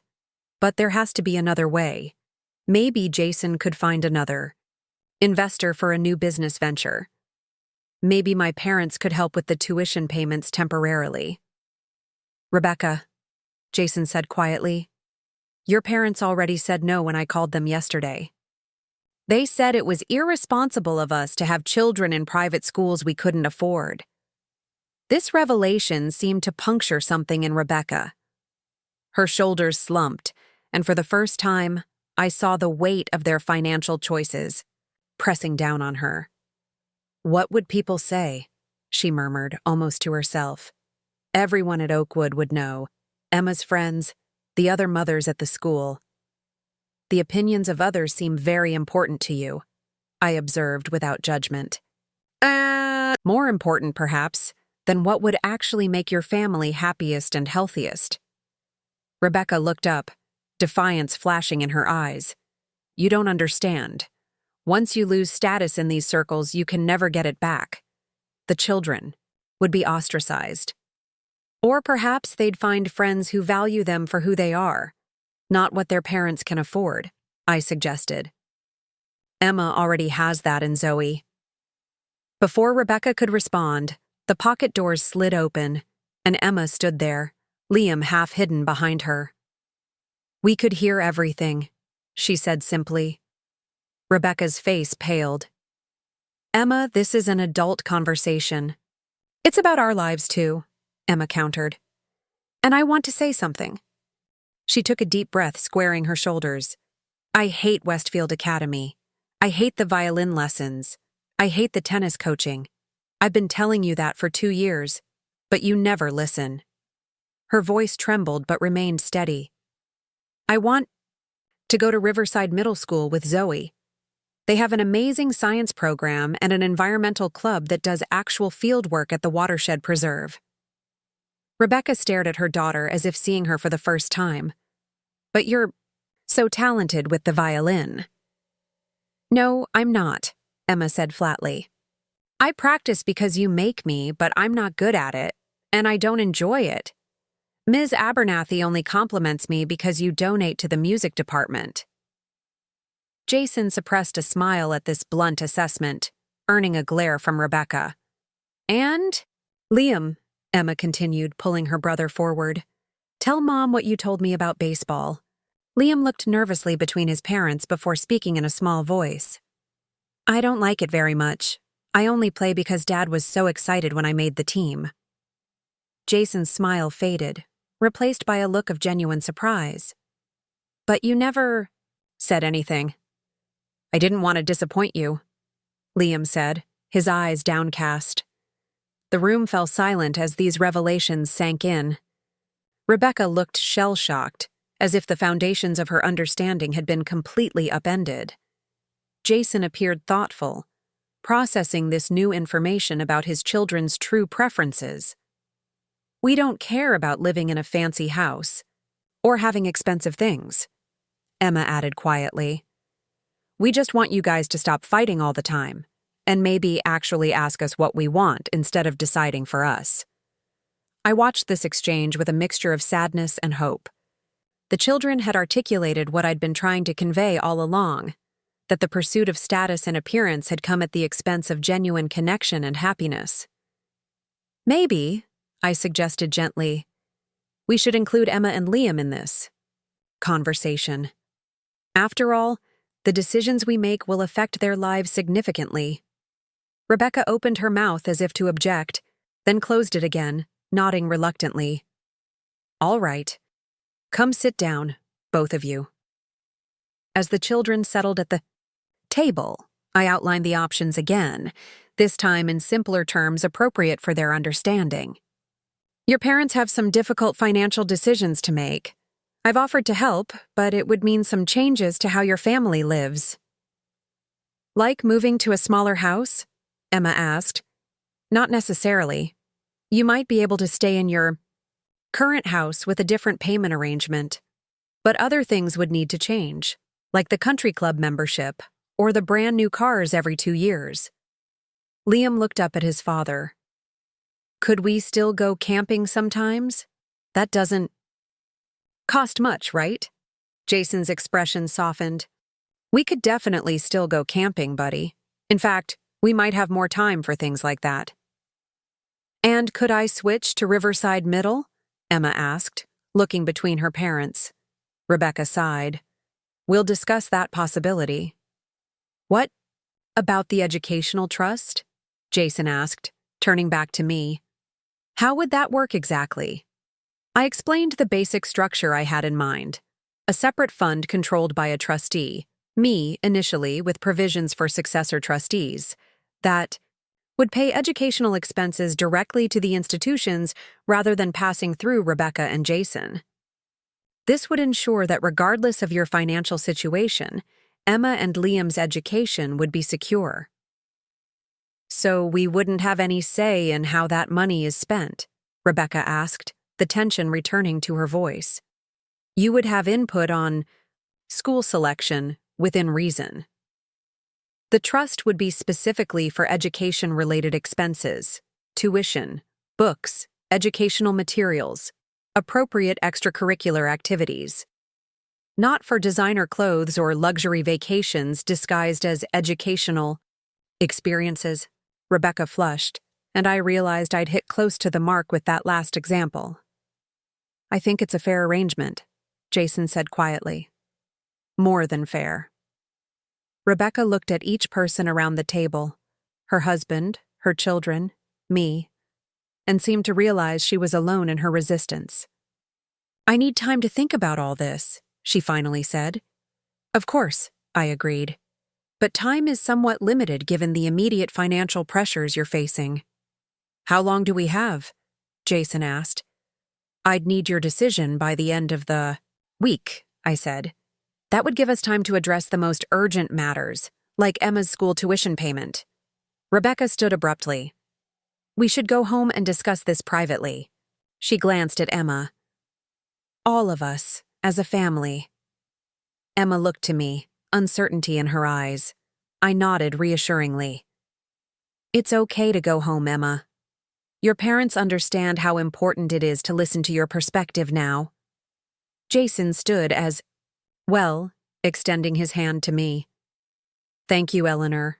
Regardless of what we decide, I appreciate your willingness to help despite everything. As they gathered their things to leave, I pulled Emma aside for a brief moment. Remember, you can call me anytime, I told her quietly. And our Thursday visits are still on unless you decide otherwise. She nodded, giving me a quick hug before following her family out the door. After they left, I sat at my dining table for a long time, thinking about the conversation and what it revealed. Rebecca's attachment to status and appearances ran deeper than I'd realized. Even facing financial ruin, she resisted changes that might diminish how others perceived her family. Jason seemed more pragmatic, more willing to adapt, but he'd clearly enabled Rebecca's status-seeking behavior for years. And the children, they'd shown more maturity and self-awareness than either of their parents, articulating their needs and preferences with remarkable clarity when finally given the chance to speak. I hoped that this crisis, painful as it was, might ultimately forge a healthier family dynamic. Sometimes it takes the threat of losing everything to recognize what truly matters. Later that evening, I received a text message from an unknown number. "Grandma, it's Emma. Mom and Dad are actually talking instead of yelling. Dad seems okay with your plan. Mom is still upset, but I think she's starting to understand we can't keep living the way we have been. Thank you for helping us. Love you."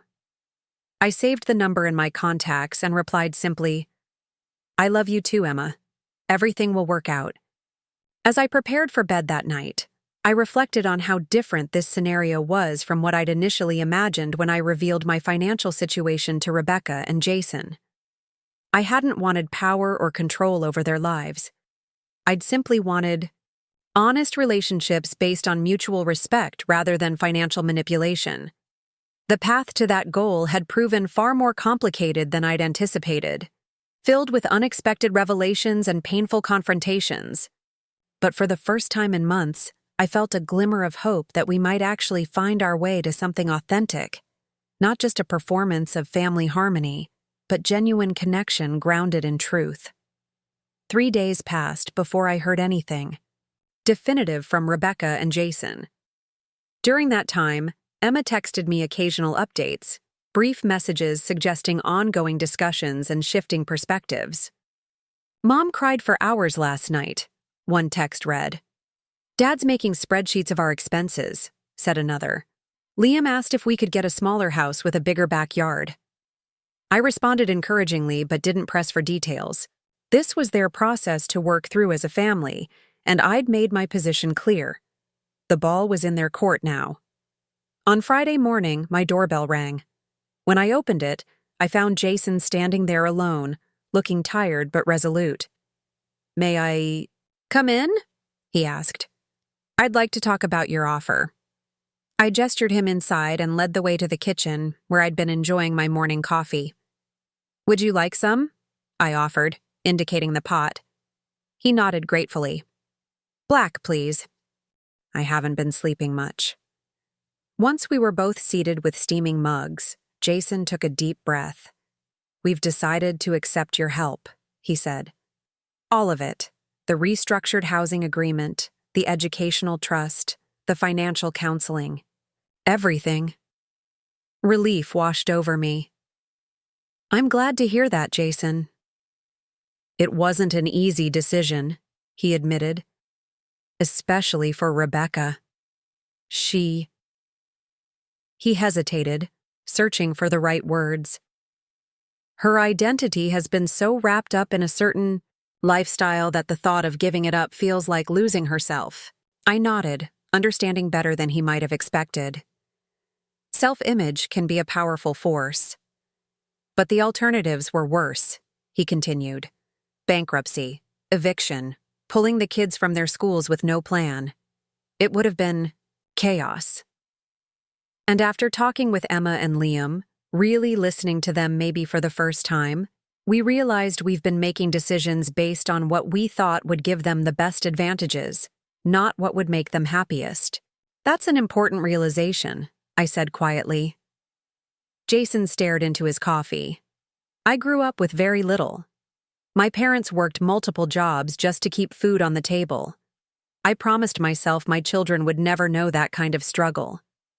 He looked up, his expression pained.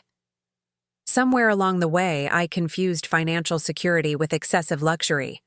I wanted to give them everything, and instead, I nearly cost them everything." The honesty in his self-assessment surprised me. "Where is Rebecca in all this?" "Still struggling," he admitted, "but coming around. She's agreed to meet with the financial counselor. She's even started researching Riverside Middle School's science program after Emma showed her their website." He smiled faintly. Turns out they've won state environmental science competitions 3 years running. Emma was ecstatic.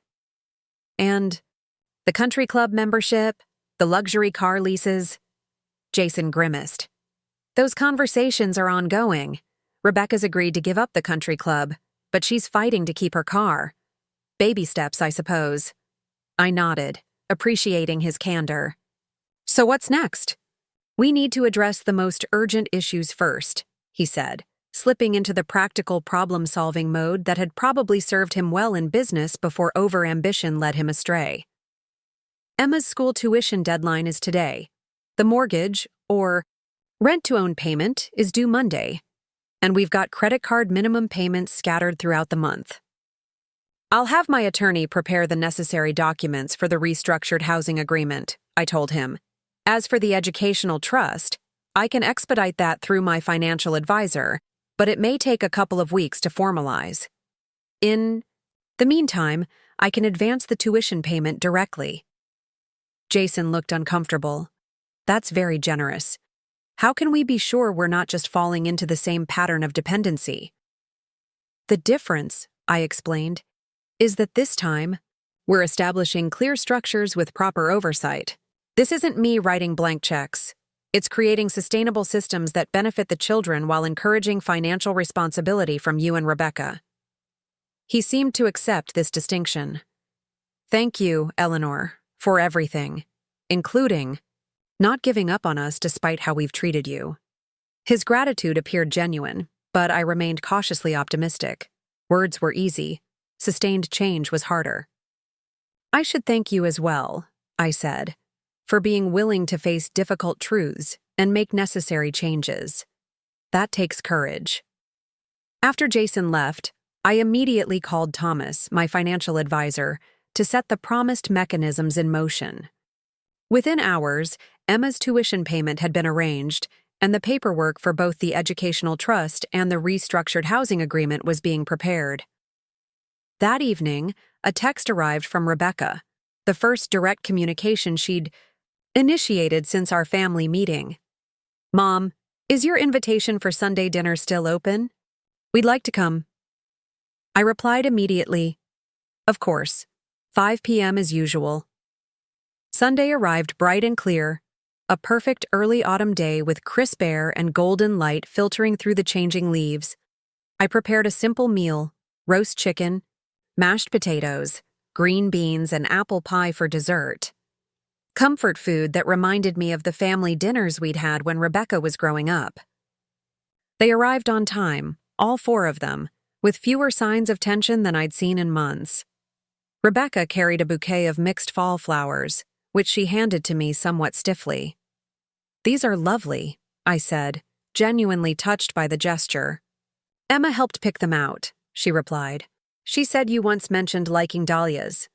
The fact that Emma had remembered such a small detail, and that Rebecca had acted on it, felt significant somehow. A tiny bridge being extended across the chasm that had formed between us. Dinner proceeded with surprisingly comfortable conversation.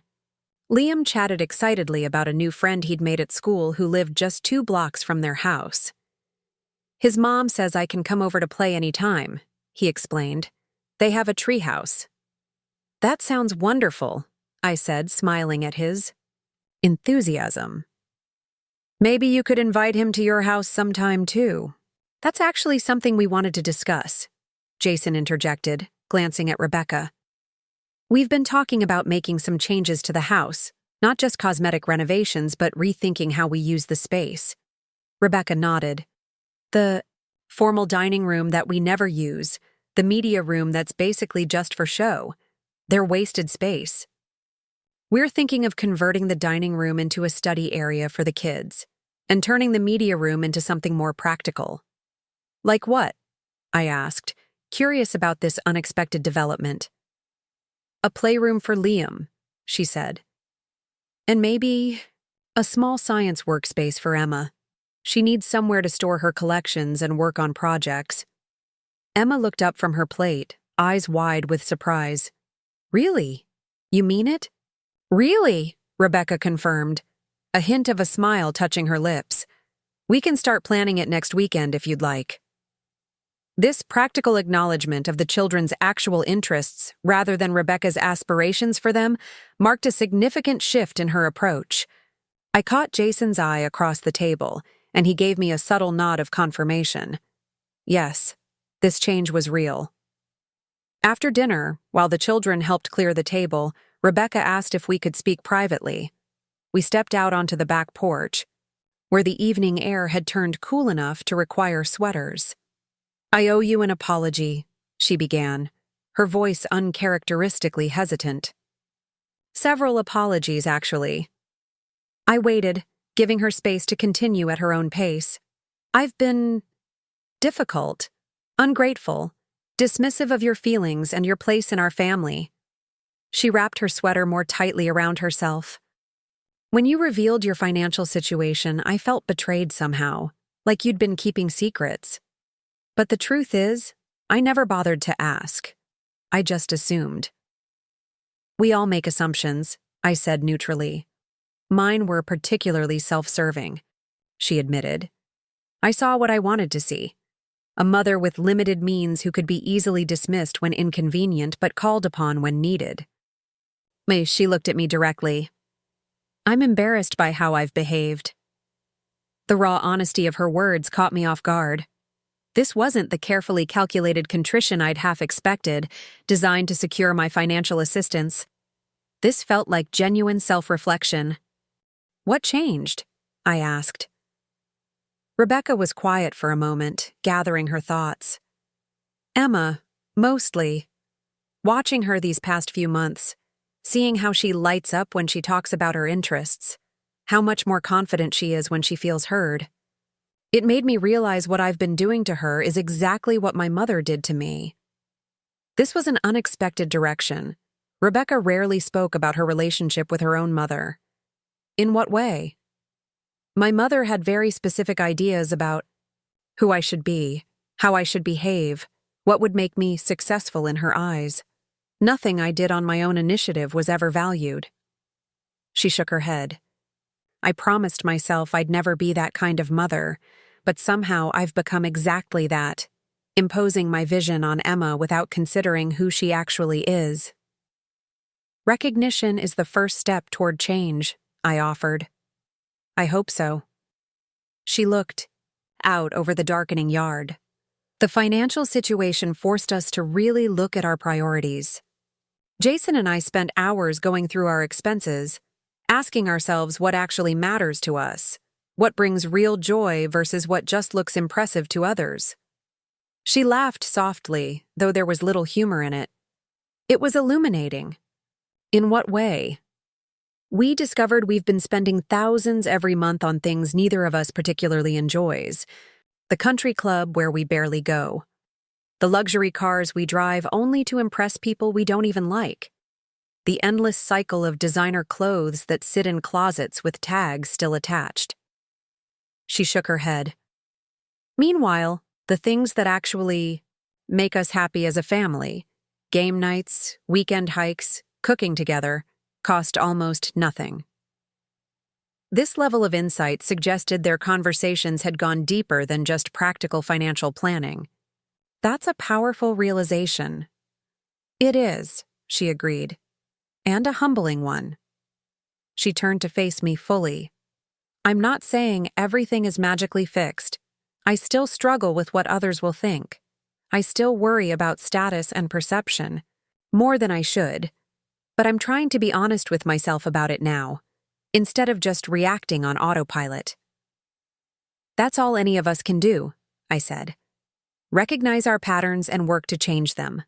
One choice at a time." Rebecca nodded, then hesitated. "There's something else I wanted to ask you about. The educational trust you're setting up for the children." I tensed slightly, wondering if this was leading back to the financial negotiations I'd hoped we were moving beyond.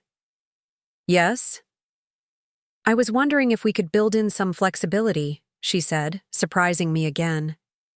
"Emma is clearly headed toward something in environmental science, but Liam is still discovering his interests. I'd like to make sure the trust can support whatever path he chooses, even if it's not traditional academics." This was not the direction I'd expected. What did you have in mind? He might want to pursue trades or arts or something else entirely. I don't want him to feel pressured into a conventional educational path if that's not right for him. I studied my daughter in the fading light, trying to reconcile this thoughtful consideration of Liam's individuality with the status-obsessed woman who had dismissed my dinner invitation just months ago. People could change, I reminded myself. Sometimes crisis was the catalyst they needed. That's actually a wonderful suggestion, I told her. I'll speak with my advisors about structuring the trust to accommodate various educational and vocational pathways. She smiled, a genuine expression that reached her eyes. Thank you. For everything, Mom. For helping us. For not giving up on us. And especially for being there for Emma when she needed someone to really see her. We rejoined the others inside, where Jason and the children were engaged in a spirited board game at the kitchen table. The scene struck me as both ordinary and extraordinary, a simple family moment that somehow represented something much more profound. For the first time in years, there was no undercurrent of tension, no careful performance of familial harmony. Just 4 people enjoying each other's company, laughing over plastic game pieces and silly challenges. As the evening wound down and they prepared to leave, Emma hung back, waiting until her parents and brother had stepped outside before turning to me. Things are different at home, she said quietly. Better. Dad's actually listening to me about my science projects. Mom's still Mom, but she's trying. I'm glad to hear that, I told her sincerely. It's because of you, Emma continued. Standing up to them about the money stuff made them rethink everything. I shook my head. It wasn't just about the money, Emma. It was about being honest about who we are and what we really need from each other. Sometimes people get so caught up in appearances that they forget what actually matters. She nodded thoughtfully. Mom told me she's sorry for pushing me into activities I hate. She said we could look at transferring to Riverside for the spring semester if that's still what I want. And is it? Emma considered this. I think so. But I also kind of want to finish the year at Westfield now that I don't have to pretend to be someone I'm not. I joined the ecology club, and we're doing this cool project on urban wildlife corridors. Her newfound confidence was remarkable. Just weeks ago, she'd been a child trying desperately to please parents who weren't really seeing her. Now she was making thoughtful decisions based on her own interests and needs. Whatever you decide, I'll support you, I assured her. And our Thursday afternoons are still on the calendar whenever you want them. She surprised me with a quick, fierce hug before darting out to join her family in the car. The following weeks brought a steady rhythm of change and adjustment. Jason secured a position with a former business associate, not as a CEO this time, but as a senior manager with a stable salary and reasonable hours. Rebecca, after initial resistance, embraced the role of family budget manager with unexpected enthusiasm, finding creative ways to reduce expenses without sacrificing quality of life. The educational trust was established, structured exactly as we'd discussed, with flexibility to support both traditional and non-traditional educational paths. The housing agreement was renegotiated, with monthly payments reduced to a level that aligned with their actual income rather than their aspirational lifestyle. Perhaps most significantly, they began attending weekly sessions with the financial counselor I'd recommended, not just to address their immediate financial issues, but to explore the deeper patterns and emotional triggers that had led to their unsustainable choices. Emma continued at Westfield Academy through the fall semester, but preparations were being made for her transfer to Riverside Middle School in January. To my surprise, Rebecca had become actively involved in researching the science program and had even volunteered to help with the spring environmental field studies. Liam, freed from the pressure of competitive baseball, discovered an interest in community theater after a school field trip to a local production. Jason, rather than dismissing this as impractical, began taking him to weekend workshops at the Community Arts Center. Our Sunday dinners continued, alternating between my house and theirs, with an ease and authenticity that had been missing for years. Sometimes we cooked together, other times we ordered pizza and played board games. The focus was no longer on creating an impressive presentation, but on genuinely enjoying each other's company. One Thursday afternoon in late November, as Emma and I were reviewing her latest water quality testing results from a nearby stream, she asked me a question that caught me off guard. "Grandma, were you ever worried you might lose all your money?" I set down my reading glasses, considering her question. When I first started investing, yes, it felt risky, and I wasn't always confident in my decisions. But I educated myself, sought good advice, and tried to make thoughtful choices rather than emotional ones. She nodded, absorbing this. Mom says she used to think money was just for buying stuff and impressing people. But now she says it's really about security and choices. That's a very mature perspective, I noted, pleasantly surprised by Rebecca's evolving viewpoint. Yeah, she and Dad still argue sometimes, but it's different now. More like they're trying to solve problems together instead of blaming each other. Emma traced the edge of her notebook thoughtfully. Mom actually apologized to me the other day. She said she was sorry for trying to make me be someone I'm not. The significance of this wasn't lost on me. Rebecca apologizing to her daughter represented a fundamental shift in their relationship dynamic, an acknowledgement of Emma as an individual with her own valid preferences and perspectives. "How did that make you feel?" I asked. "Weird at first," Emma admitted, "but good, like she finally sees me." She looked up, her expression earnest. "I'm glad you stood up to them about the money, but I'm even more glad you stood up for me." This simple statement encapsulated what had truly been at stake all along. The financial issues, while serious, had been symptomatic of deeper problems. Family system built on appearance rather than authenticity, on external validation rather than internal values. The weekend before Thanksgiving, Rebecca called and asked if she could stop by alone. When she arrived, she seemed nervous, fidgeting with her purse strap in a way that reminded me of her as a teenager. "I have something to show you," she said, once we'd settled in the living room. She pulled out a folder and handed it to me. "It's a budget for Thanksgiving dinner. I thought maybe we could host this year. Nothing extravagant, just family, good food, and maybe some board games afterward." I opened the folder to find a meticulously planned menu with accompanying cost estimates, shopping lists, and preparation timelines. The care and consideration that had gone into it was evident. "This looks wonderful," I said sincerely. "You've thought of everything." The old me would have insisted on catering, rented china, and probably hired a photographer, she said with a self-deprecating smile. "This feels more real." "It does," I agreed, "and much more meaningful." She hesitated, then added, "I was thinking we might invite Marjorie too. You've mentioned her often, but I've never really made an effort to get to know your friends." The inclusion of my oldest friend in her family planning touched me deeply. It represented a recognition of me as a whole person with relationships and connections outside my role as mother and grandmother. "She'd love that," I said, working to keep my voice steady. "She's always enjoyed cooking. Perhaps she could bring her famous cranberry relish." Rebecca nodded, looking pleased. "Perfect. And maybe after dinner we could all go through some old photo albums? Emma's been asking about when you were younger, what our family was like before." This suggested a desire to connect with family, history, to understand the foundations that had shaped us all. Another departure from Rebecca's previous dismissal of anything that didn't directly enhance her curated image of success.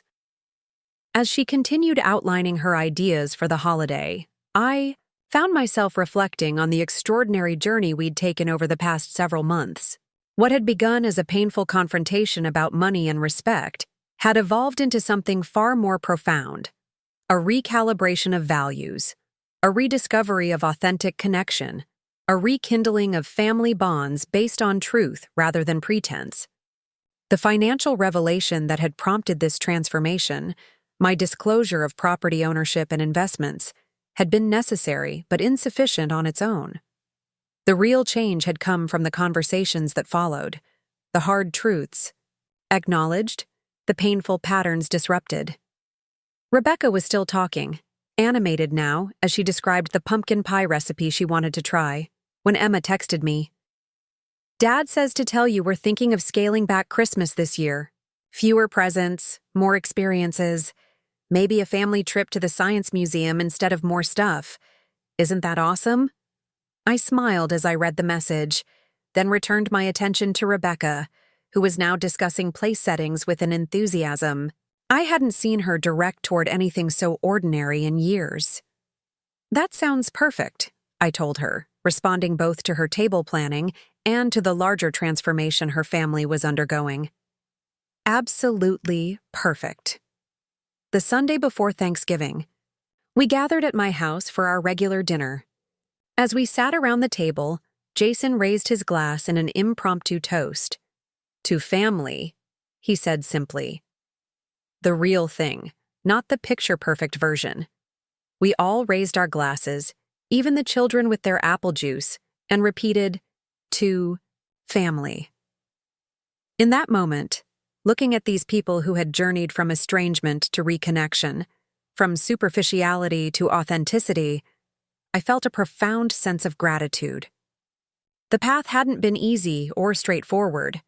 There had been painful confrontations, resistance, backsliding, and uncertainty. But we had persevered, discovering along the way that true family bonds weren't built on financial transactions or carefully maintained appearances. They were built on honesty, respect, and the courage to see and accept each other as we truly were, flawed, evolving, and worthy of love. As Emma launched into an enthusiastic description of her latest science project, with Rebecca listening, attentively and asking thoughtful questions, I caught Jason's eye across the table. He gave me a small, knowing smile, acknowledgement of how far we'd come and the work still ahead. The journey wasn't over. Rebecca would likely struggle with status concerns for years to come. Jason would need to rebuild his professional identity without the trappings of entrepreneurial success he'd relied on. The children would face their own challenges as they navigated changing schools and social circles, but for the first time, I felt confident that they were building their lives on a foundation of authentic values rather than external appearances. And that made all the difference. Later that evening, as they were preparing to leave, Rebecca hung back, just as Emma had done weeks earlier. "Mom," she said quietly, "I've been thinking about those property tax bills you've been paying all this time." I braced myself, unsure where this was heading. "I want to start contributing," she continued. "Not the full amount. We're not there yet financially, but something, even if it's just a portion. It feels important to me to be participating in our own housing costs rather than just accepting your help." The symbolism of this offer wasn't lost on me. It wasn't about the money itself, which I didn't need, but about reclaiming responsibility, about transitioning from dependency to partnership. "I think that's a wonderful idea," I told her. "We can work it into the new agreement." She nodded, satisfied. "Good. And Mom, thank you for not giving up on us, even when we probably deserved it." As their car pulled away from the curb, I stood in the doorway, watching until the taillights disappeared around the corner. Then I returned to my quiet living room, settled into my favorite chair, and opened the book I'd been reading before their arrival. But my thoughts kept drifting back to the family dinner we'd just shared. Not the tense, performative gatherings of the past, but something genuine and nurturing. I thought about Emma's growing confidence, Liam's newfound enthusiasm for theater, Jason's humbled pragmatism, and Rebecca's evolving perspective on what truly constituted success and fulfillment. The revelation about property taxes had indeed changed everything, not because of the money itself, but because it had forced us all to confront the dishonesty and imbalance that had infected our relationships. In that confrontation, painful as it had been, we'd found a path toward something more authentic. Sometimes, I reflected, the most valuable inheritance we can pass on isn't financial wealth at all, but the courage to live truthfully, to honor our own needs while respecting others, to build connections based on genuine care rather than convenience or obligation. That legacy, unlike property or investments, couldn't be measured on a balance sheet, but its value was beyond calculation. Thanksgiving arrived with a crisp chill in the air and golden sunlight streaming through Rebecca and Jason's windows. I arrived early at their invitation, carrying only a bottle of sparkling cider and a small bouquet of fall flowers, a stark contrast to previous years when I'd felt obligated to bring elaborate dishes and expensive gifts to justify my presence. Rebecca greeted me at the door, wearing jeans and a simple sweater, her hair pulled back in a casual ponytail rather than the elaborate styling she'd once considered essential for any family gathering. The house smelled wonderfully of roasting, turkey, and fresh-baked bread. "Mom, perfect timing," she said, ushering me inside. "Emma's just about to start the mashed potatoes and could use some guidance. She insists you have a secret technique."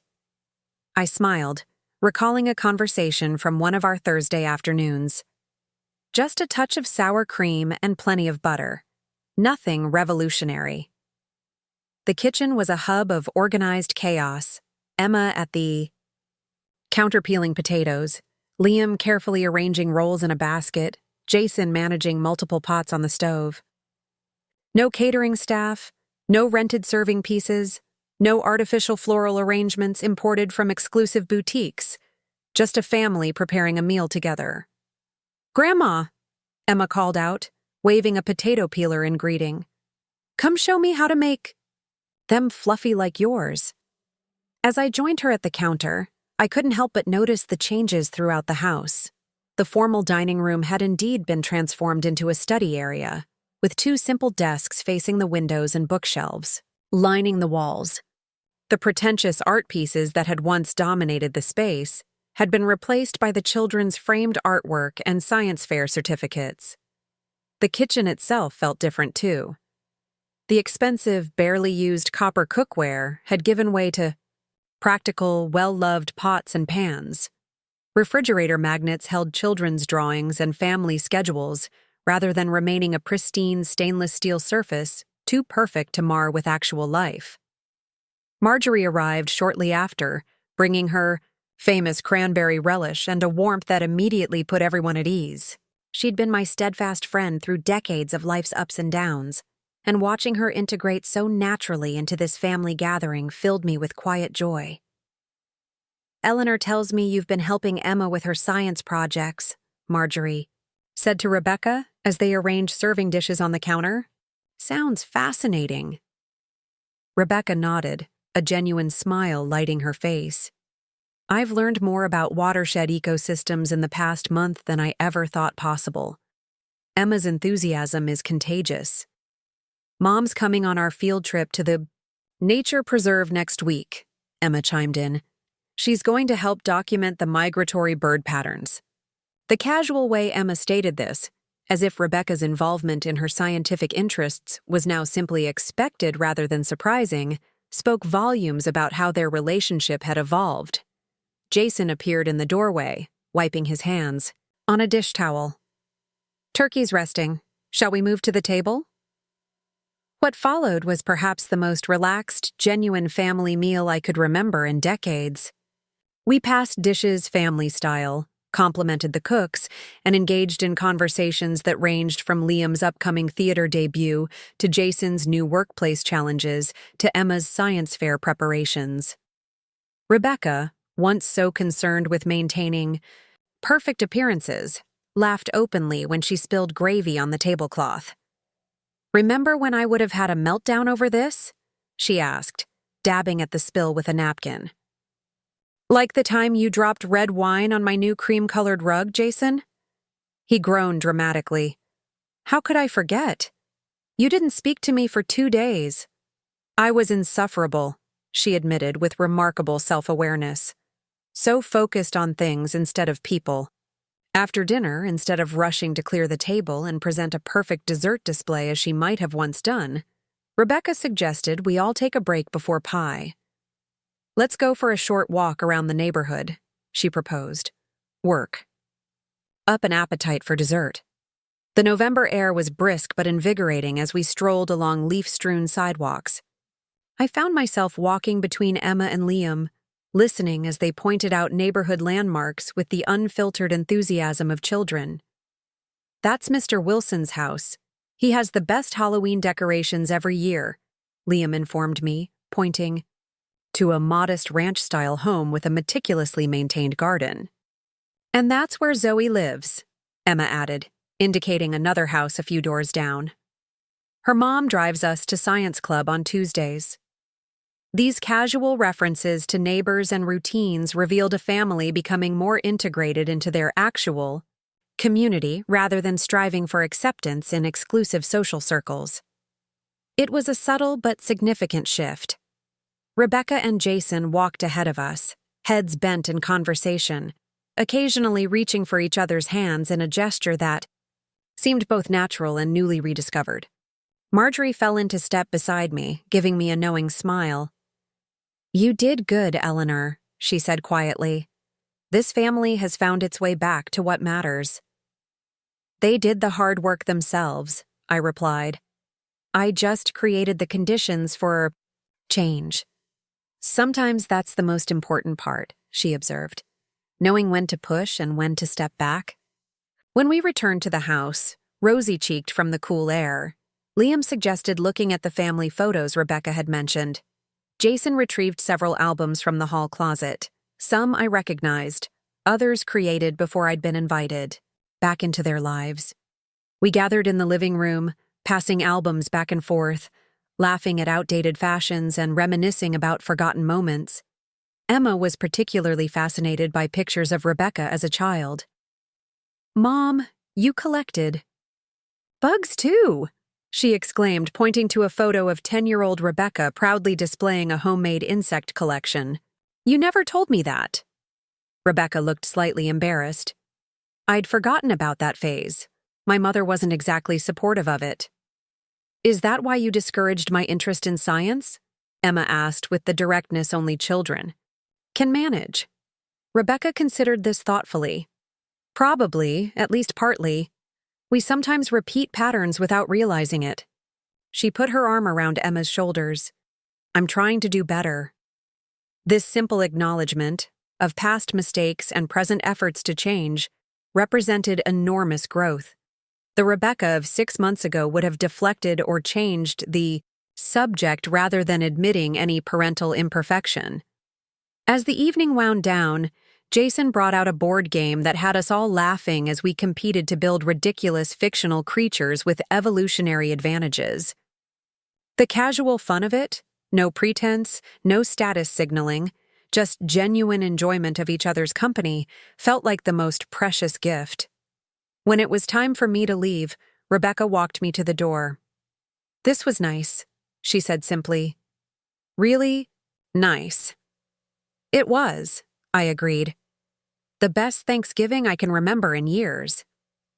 She hesitated, then added, "We're scaling back Christmas too. Fewer presents, more presents, as the mindfulness journals would say." She rolled her eyes at her own use of the cliché, but continued, "We're thinking of taking a family trip to the mountain cabin between Christmas and New Year's. Would you consider joining us? It's nothing fancy, just hiking, board games, and probably too much hot chocolate." The invitation touched me deeply, not just for the inclusion it represented, but for what it revealed about Rebecca's evolving priorities. The old Rebecca would never have suggested a holiday at a rustic cabin when luxury resorts were available, to impress social media followers. "I'd love that," I told her sincerely. "Good." She smiled, then surprised me with a genuine hug, not the perfunctory air kiss she'd once considered appropriate, but a real embrace. "Happy Thanksgiving, Mom." Winter settled in, bringing with it the usual holiday bustle but with a noticeably different tone in our family dynamics. Emma transferred to Riverside Middle School after the winter break, thriving in its well-regarded science program and forming genuine friendships based on shared interests rather than social status. Liam landed a small role in the community theater's production of A Christmas Carol, revealing a natural talent for performance that delighted him and surprised his parents. Rebecca and Jason continued their financial counseling sessions, gradually implementing systems that allowed them to live comfortably within their means without the constant stress of overextension. The luxury car leases were not renewed. Instead, they purchased reliable, practical vehicles outright. The designer clothes budget was redirected to family experiences and educational opportunities. Most significantly, they began contributing to their own property taxes as Rebecca had proposed, a symbolic but meaningful step toward responsible ownership rather than dependent occupation.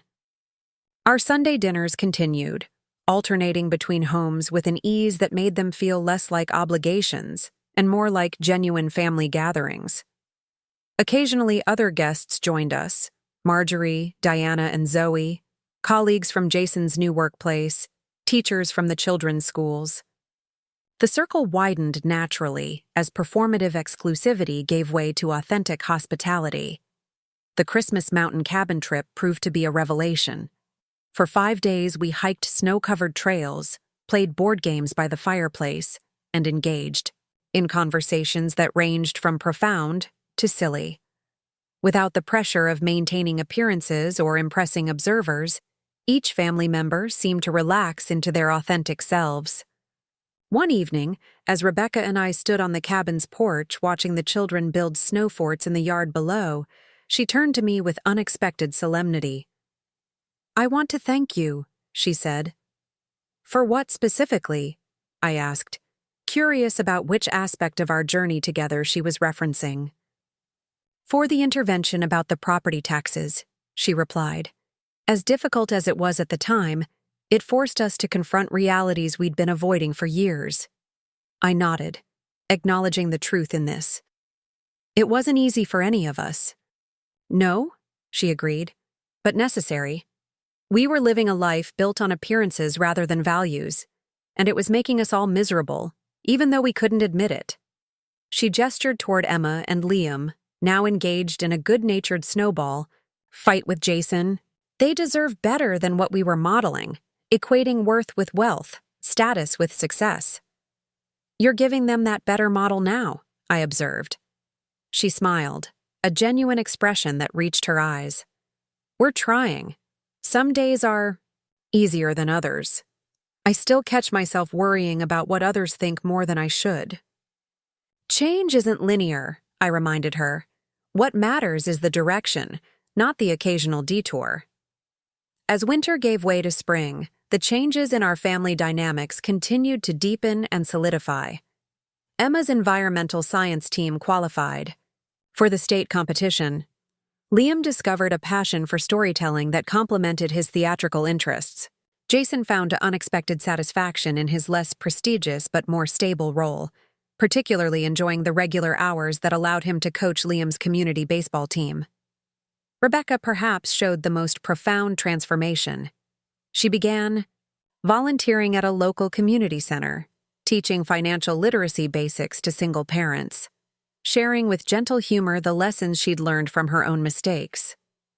She traded her exclusive social circle for genuine friendships based on shared values rather than shared status symbols. The educational trust I'd established for Emma and Liam operated smoothly in the background, providing security without enabling dependency.